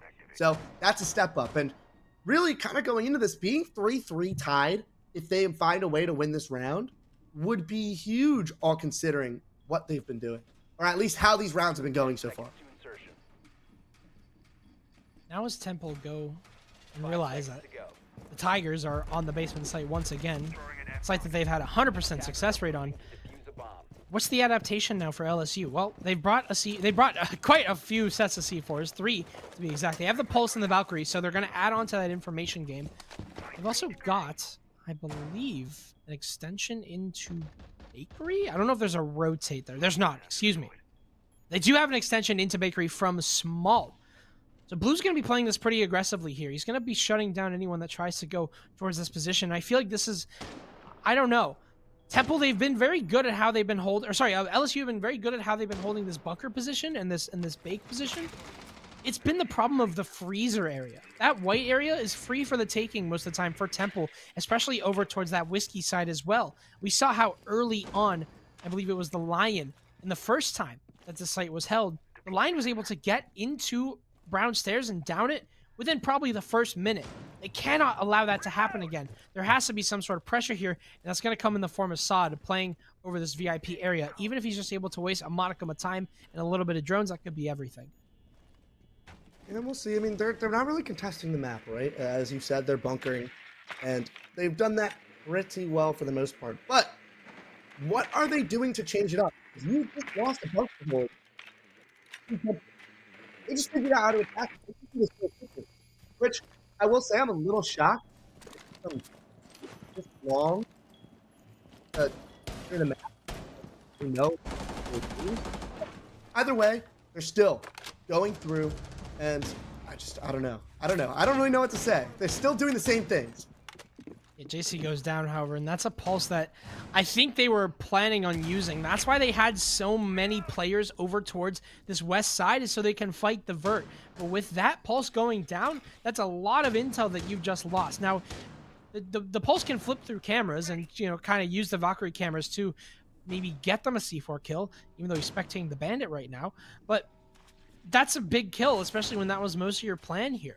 Even if it wasn't a plan that was going to work, you still have dedicated so much utility towards it that it not working is going to be crucial to how this round goes here. Once again, freezer wall going to be fought for. The C4, though, from Jackson takes down TD Blue Cup, and I think an exothermic charge may have been burnt as well. Layman cannot get this freezer wall open. Trillo takes down Sod at the same time, and he's been a linchpin for how this brown push has been going. That's a 4 versus 3. LSU are down 2 men. But they still have a C4. They don't have a C4 left, but they still have Jackson playing inside of Coat. He could, Shiver playing inside of Coat. He could absolutely win this round right now. And Temple have no idea. Jackson's up high, but he loses the fight. Blue's on for that flank. He takes out 2. That's Logix and Layman both down. Matt's down as well. It's just up to Trillo. He has to find Blue. Blue just has to hide. The plant's going to go down, but Trillo, surely not. Cannot win it. LSU will finally win on that basement side. 4-2 split. Once again, maybe not the most confident thing for me, right? Especially how good they looked in the 3 of the 4 rounds, I should say, that they won. You'd think they'd be up a little bit more, but Temple able to keep themselves into the game, and LSU give themselves a lead, and kind of going over to the attack. We'll see if they're able to really do the things that Temple weren't really good on. But as we look at it, Adam, I don't know if you've seen it, a Solus on the board. It's the Logic's Solus, something that he was not able to play on Clubhouse. Here he is on it on Cafe. Quite possibly one of Solus's best matches. I don't know how they let this through. I'm not gonna lie. I mean, it could amount to nothing.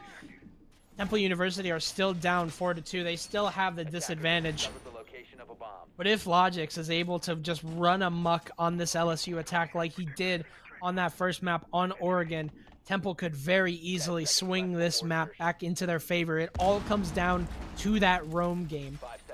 Trillo has been absolutely insane on the attack. We should point that out. But Logix on that defense, that's everything right there. The way I'm seeing it right now is I don't think Logix is going to use the Solus how I think he's going to use it. I hope he uses it to run out. I hope he does that, especially since there's no Nomad on the board. He should be using this operator to not just like hold down the downstairs. No, you should be trying to find the kills. I think he's doing it.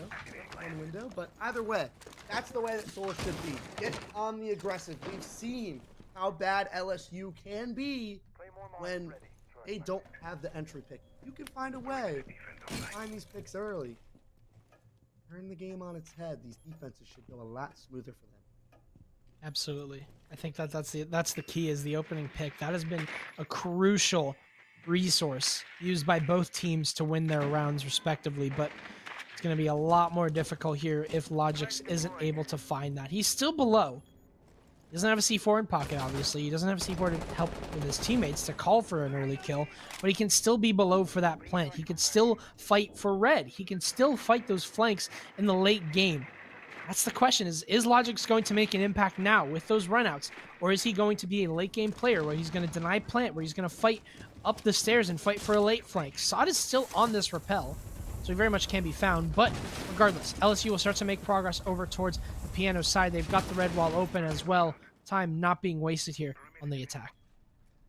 I feel like Logic's kind of wasting time inside of mining rather than running out of bake. He could have ran out bake 20 minutes ago. That is a crazy play. Finds one, not able to get the second one. Sod does end up trading it out, but able to find one, and honestly, not a terrible trade for LSU to have, but still, a 4v4, one less player to take this piano control is still going to be difficult.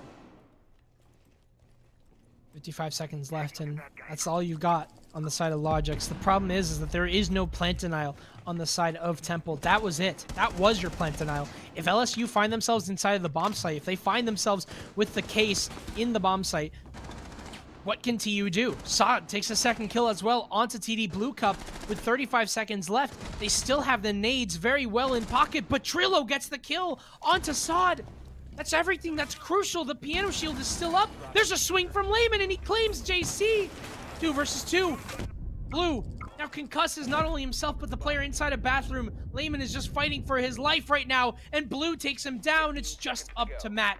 No, 2 versus 1. You've seen JC win from this position before. Can Matt do the same? Blue sprints through with the diffuser and finds the gap. He takes the head off of 8-Ball. Matt somehow. Temple University will recover. They will take the round in their favor. Sorry, LSU will take the round in their favor. It's going to be 5-2. They'll extend the lead even further.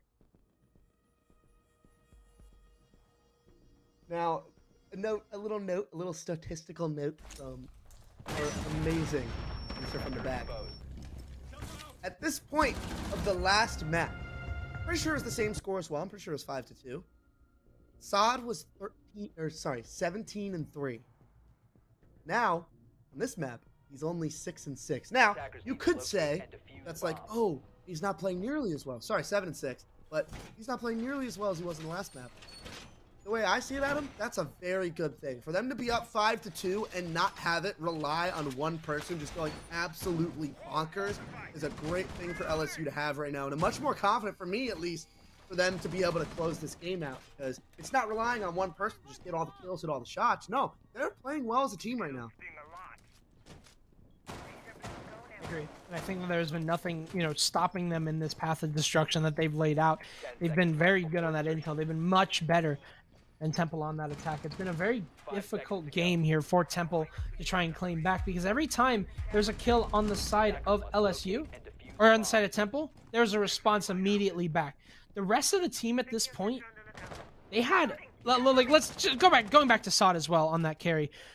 10 kills were all that LSU had between the 4 of them, with Sod having 16. The rest of the 4 players that weren't Sod had 10 kills. Now, lighting up the scoreboard. Blue and JC, they were critical for that win on Clubhouse towards that win on Clubhouse in the latter half of the game. Now they're critical for their success on Cafe, but Sod has been having a bit of trouble here. That's a set of nades gone. That's your only set of nades gone here. Temple find a very good opening pick, but again, Joe, it keeps happening. A response immediately found on the side of the Tigers. Blue is going big once again, refinding the form from the first map towards the end of Oregon, and Destrillo actually has information on him, and Blue finds another one, pushing the pace and finds the kill. 9 and 3 so far, and a reestablish of man advantage, and Temple now really on the verge of having their backs against the wall in this series if they can't make something happen, as LSU have really started to get themselves back into this round. And I mean, they've started to open up everything. They have just about everything they need outside of this one kill, but 8-Ball Matt swings out, finds one inside of Bake, but more work to do. The job is not finished yet. Logix is upstairs as well. He has the vert control. There is no vert on the side of LSU. Impact open above 8-Ball Matt. He has no idea. JC has spotted him out, so they'll know this swing is coming at the very least. There's no way he finds a kill here. He goes for that swing. Where's the intel? There's no way. Matt misses the shots, though. How does that happen? How did they even let him through? JC stuck on K1. 8-Ball Matt is still alive and prepped. And LSU, this entire attack is starting to fall on their head. 8-Ball Matt finally goes down, though. It's a triple kill here for Blue, who has been absolutely shining here on the side of LSU. The team captain, he does go down, though. 2v2, stuck inside of Rice. Jackson has a diffuser. What is JC crossing for, though? Just plant the bomb. Jackson has been holding on to that for the entire round. Where's the plant, LSU? Where's the plant? My goodness. Oh my goodness. A huge round for Temple to pull out. They were on the back foot for pretty much the entire thing, but LSU, the information and clear out 8-Ball Matt was not good enough, and Logix preventing them from putting the bomb down, but all you had to do was kill one person in the back of sight, and they didn't go for the kill altogether.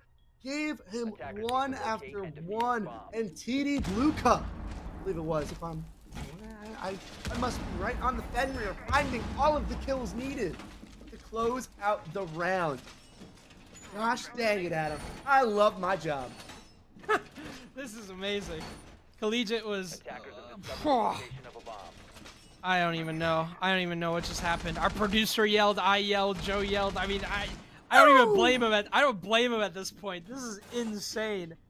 Temple University, they claim a much needed round. They get the basement hold and they're going to the top floor. LSU, I don't know how shaky they feel after that round, but it better not be shaky because they need this. They are in the lead. If this is the round that turns this entire game into the hands of Temple, so help me God, I might cry.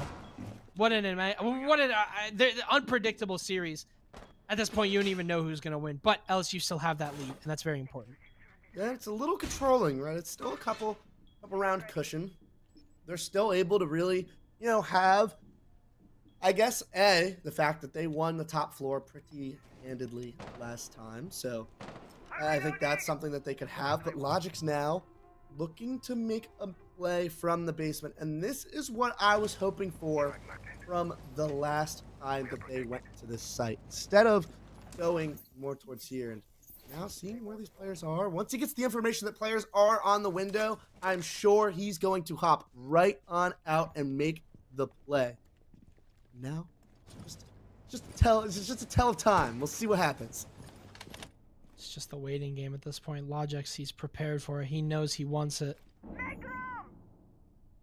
It's just maybe too much time being taken. I mean, the thing is that if Saad goes down here, that is your only set of nades there. Ooh. Matt takes down Jackson at the same time, though. So even if this run out doesn't work, that's an opening pick here on the side of LSU. The Lion, definitely not the most crucial operator ever. But if Saad is on this rappel and he gets taken down, this entire round flips on its head. That's a sledge gone.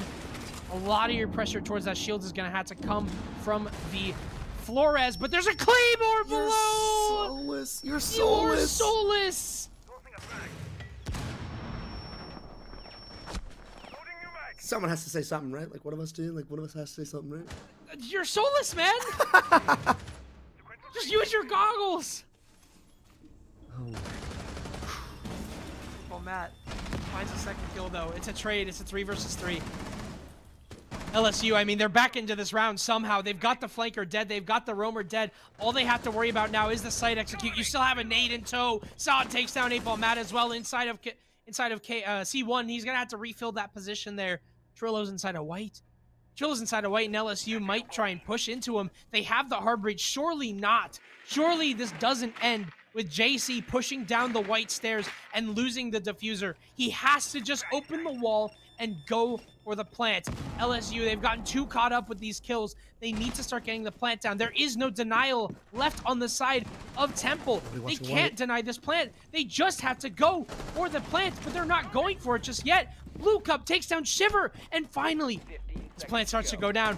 Saad has no nades. He's going to have to work with this in terms of a gun. He's going to have to cover here. Trillo makes it through, but Saad doesn't let it happen. The case goes down. 42 seconds left. Temple, they're on the back burner. It's just up to TD Blue Cup. He's 2 kills away from maybe putting this at a 4-5. LSU staring down match point. They know they have this in the bag as long as they just do not lose their lives. But there's a ping on JC. He knows he's there. He misses the shots.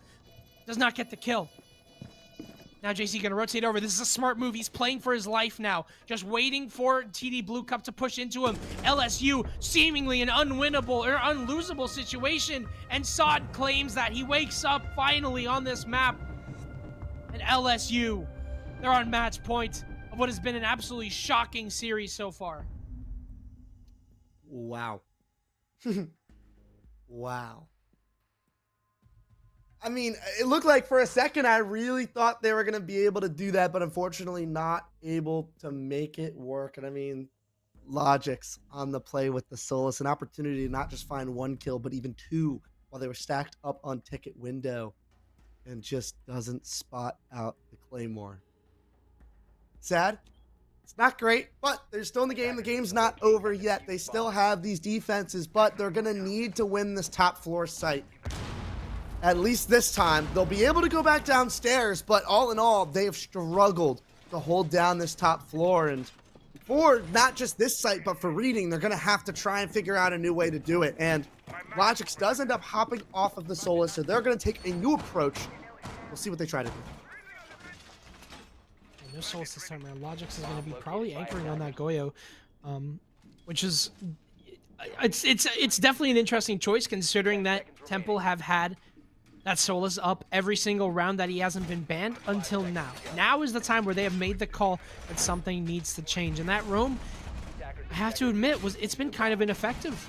Temple have not really gotten much out of it. Logix has not gone for any sort of game-making, game-changing flanks. He obviously got duped by that Claymore. It's a move that might be wise. If they can stick Temple on this roam, if they can start to focus a little, sorry, if they can stick Logix on this hold, if they can start to keep Temple pretty much aligned in towards that anchor instead of worrying about the roam too much, maybe they can get, a little bit more pressure towards that piano side. I mean, obviously, we knew how hard this was going to be without the Azami. They didn't realize how hard it would be on their own half.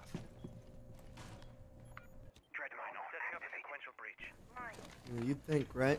You said it. The Azami really helps you hold down piano, and right now, Adam, that's really where they're struggling, holding that area of the map. And they have the Warden, right? But they don't really have anything to get rid of this. They're not using the Wamai for the elbow shield. Or not elbow, I should say pixel shield. Elbow, look at me. Already back on Oregon. Watched her so many times already. And the Flores drone.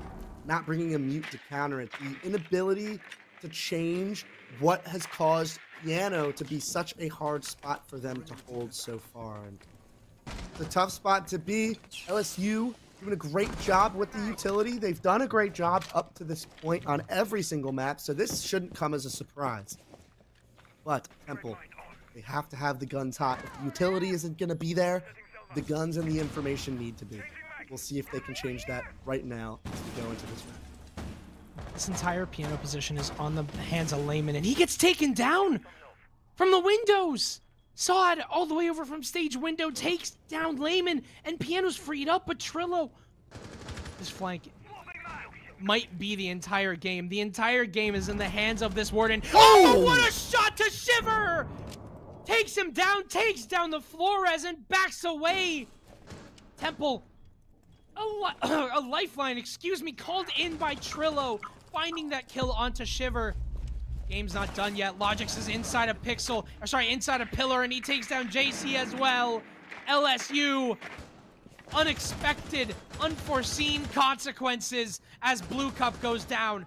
Still 3 versus 3. Temple University equal in man count. Trillo gonna walk up. Wait! Sod wins it though. There's another one there. The nade though will take down Blue Cup. Matt's gonna try and go for the res, but cannot successfully take it out. Sod gets his own trade. Now up to Jackson and Blue. Up against Matt and Logix. 15 seconds left. It's literally the buzzer beater. Blue still has the diffuser. The Razor Bloom forces him out. Blue has a diffuser and he decides to swing pallets with a pistol. And Temple University will claim a defense and give us one more round. It was 3-7 that Temple won. Or sorry, 7-3 that Temple won on Oregon. It was LSU winning 7-3 on Clubhouse. The 7-3 is denied on the side of LSU. We have a 4th round in regulation. And they're able to go back to kitchen. A beautiful play. Logix being able to hold it down from pillar to hold down the Nubalk swing. I mean, just Trillo, a beautiful shot onto the hatch. And maybe even lucky that it even happened because he was about a second away from taking down the ace too. So almost a couple of picks right there. Not able to do that, but does just enough damage. The trades were there. Temple looking to get themselves back into the game, onto a site that they had won previously. It was a little suspect the last time we had seen them here, though. And you know what? They don't have the solace that put them in the spot to win the last round on Kitchen. We'll see. Like I said, they're making adjustments. I need to see what the vision is behind them. Temple also doesn't have any plant denial. The only thing that they have is Trillo on that C4. And you can maybe count the Legion as well. Obviously the Legion and the Thorn in some capacity. But there is no smoke, there is no Tachanka, there is no C4, there is nothing. It's just Trillo. And just Trillo has been doing very good for himself. 13 kills on the board, and he has been crucial to Temple University still even being in this game, still even being in the conversation. But that could be very difficult. If LSU get control of the bomb site, you don't have that solace to deny from above, or even anything to deny. Yeah. Interesting. But at the same time, they are taking a completely different approach. They're not going direct. They're going to be clearing the map. So maybe that denial doesn't need to come in at all, because LSU is going to take their own time to clear the map when Temple isn't really pressing it too much. There obviously is a player in reading. There is one in that red museum hall, but nothing really crazy that forces LSU to have to take the map. As one goes down, it's Logix. The one inside of reading finds the kill onto Shiver. Maybe not the biggest of picks. It is just a gridlock, and Shiver hasn't had the best game, but Logix holding it down, almost picks Sod as well. And LSU looking a little worried on this clear. Yeah, Temple still have so much pressure above. Logix with that impact. Gonna look for the player nearby dying. That's Sod. as much control as Temple have. LSU are starting to try and fight for it, but as JC goes down, it's a 5 versus 3. LSU are starting to look a little bit concerned here on this defense, but Trillo gets shut down. That's one half of your room gone. And now as Sod advances onto Logix, this entire game could be flipped on its head by the end of this gunfight, and it's won by Logix, and he'll be able to make his way down Freezer as well. He gets away with his life and gets away with a crucial kill. Temple University now have a 4 versus 2 that they have to only hold. They just have to wait for LSU to push right into them. Blue and Jackson. Blue's been doing it all. Right now, both sitting at a combined 14 kills with 13 on Blue. They're going to have to find a way into this bomb site here with 45 seconds.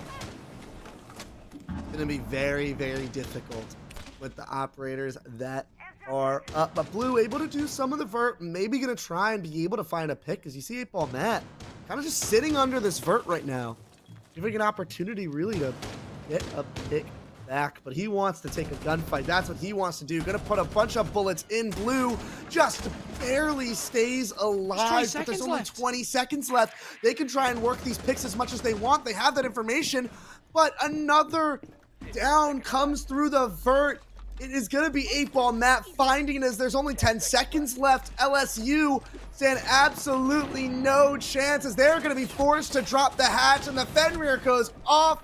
Layman gonna try and go for it. 8-Ball Matt closes it out, and Temple takes us to round 12, sending us the distance on this map 3. What is happening? What is happening? What is happening, LSU? This attack has been so disoriented. Fireplace and Reading is the final site. It's this tertiary bomb site that Temple need to hold. I mean, man, LSU, they've been so spread thin. Every single take that they've done, it hasn't been together. They haven't been getting each other's trades. They haven't been pushing the roamers out with each other. Everyone has been assigning themselves their own 1v1 to take, and when they lose it, nothing in response. No refrags. LSU, sloppy play from them on this attack. They've allowed Temple to climb back in the way that they have. And Temple, all props to them. Their roam has been stellar. Once again, Logix has been activated on this defense. 13 to his name, and Trillo as well. He's been pretty quiet throughout this series, but right now, he is making his mark. And LSU just do not stand a chance, or have not stood a chance in these previous rounds. But right now is do or die for them. 10 seconds to They're gonna need to get it done, but the one good thing, I guess, and maybe even bad thing for Temple is we've not seen this site yet. That's an interesting thing, right? We've not seen this site yet. We don't know how LSU are going to try and attack this, and we also don't know how Temple's going to want to defend this. It's a very interesting spot to be in, right? Especially this late in the game, you'd typically be like, all right, what are the adjustments we're going to make for this site? We've not been here. This is completely new to both teams, at least in this game. There is no sense of a feeling out period. There was none of that. That passed already.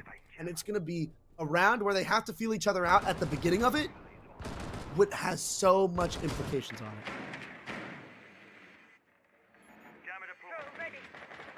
Everything. This entire round is everything, and it's going to be focused on that top floor room. LSU are going to start to push towards that piano side with the red hatch being opened as well. So this control is going to be shifting towards that top floor. And obviously, you're going to have a lot of utility to deal with. You have TD Blue Cup on that Jaeger. There is no shield being brought here on the side of Temple, but they still have plenty of stall with both the Jaeger and the Wamai, as well as the castle.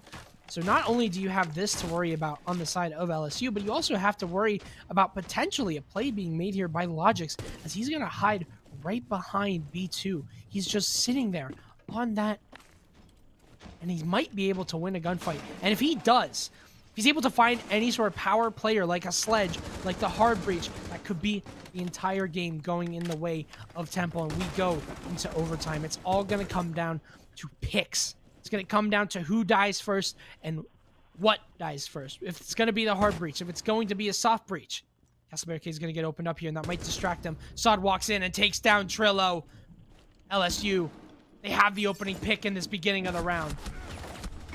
Oh no, and they find the second one, and those are the two players that have really been the ones to go crazy so far, at least on this map. Just Trillo and Logix going down. 8-Ball Matt obviously had such a good Oregon But these players that have really not been as impactful are going to have to really step up here. And that vertical control is going to be so big. TD Blue Cup going to try and do it, but only a C4 kind of going out, not able to find the kill. 45 seconds, and Adam, it's going to be so difficult for them to do anything here. No denial, and just boxed into sight. You got to play each other's trades. They're going to have to play crosses. As this hard breach, as the soft breach starts to go out here on the side of the sledge, it'll be found onto TD Blue Cup. He takes the duel and loses it. It's all down to 8-Ball Matt and Layman. Matt's been a clutch player in this series prior, but he's got such a mountain to climb. A TCSG means you only need a few body shots to lay yourself up a kill.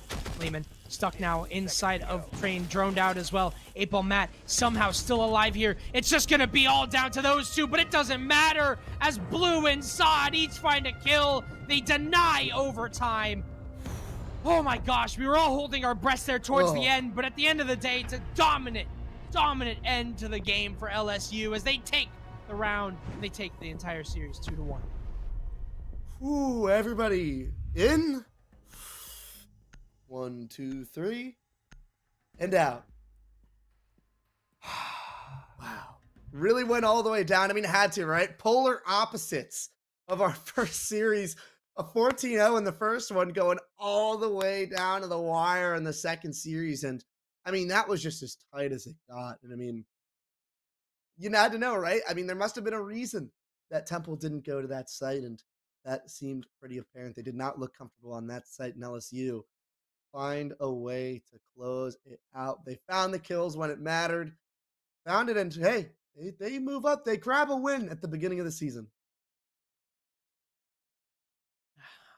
Absolutely insane. I mean, I don't know if you guys are gonna need energy. I don't know if you guys are gonna need any energy whatsoever after that series, because that series provided you all the energy that you needed. But there is still Monster Energy. We can still talk about them just a little bit. One of the sponsors of the NACE League. They've been blowing up. People have been blowing up. I think we're ready for that. Yeah. Are we good? Are we good? Hello, chat. Chat, is this real? Chat, are we good? All right, yeah, there we go. That's the one I wanted. Yeah, people have been blowing up Monster's inbox for years, asking for that zero sugar product. And finally, with a retooled energy blend, new sweetener system after hundreds of failed flavors, they finally get it right. Monster Zero Sugar will help you fight the fatigue, improve the mental performance and focus, and will motivate you to work, play harder. So generally, you feel pretty darn good. Zero sugar, Monster Buzz, unleash the beast. I think all the players in that game probably just chugged that. That was absolutely insane. I mean, I don't know. I would have needed it. What that was. Yeah, that was. I don't know if you're going to need it, but if you do, it's right there for you. And before we do head out, I mean, I there's not much we can say, right? It was just magic. It was a magical series. But once again, thanks to our sponsors for helping us be able to not just put this tournament on, but bring it to you guys at home. Thank you to Truth, Extra Life, Duncan, Monster Energy, and Odyssey Elixir. Thank you guys so much. And for all of you guys at home, whether you were supporting Temple, LSU, Alabama, or Missouri Valley, or just wanted to support the collegiate scene alone, it doesn't even have to be from one of the schools. Thank you guys for your support. We couldn't be able to put on productions like this without you guys being able to support your teams and us as a league. So thank you very much. And tune in again. I know we have more leagues coming tomorrow. I believe it's Counter-Strike tomorrow, and Siege won't be back until next Thursday. Oh, CSGO. Yeah. So CS will be on tomorrow. So if you're a fan of CS, come on, tune in for that. But us at Siege will not be back until next Thursday. But if you want to come back, make sure you do. We'd appreciate it very much. And thank you. See y'all next time.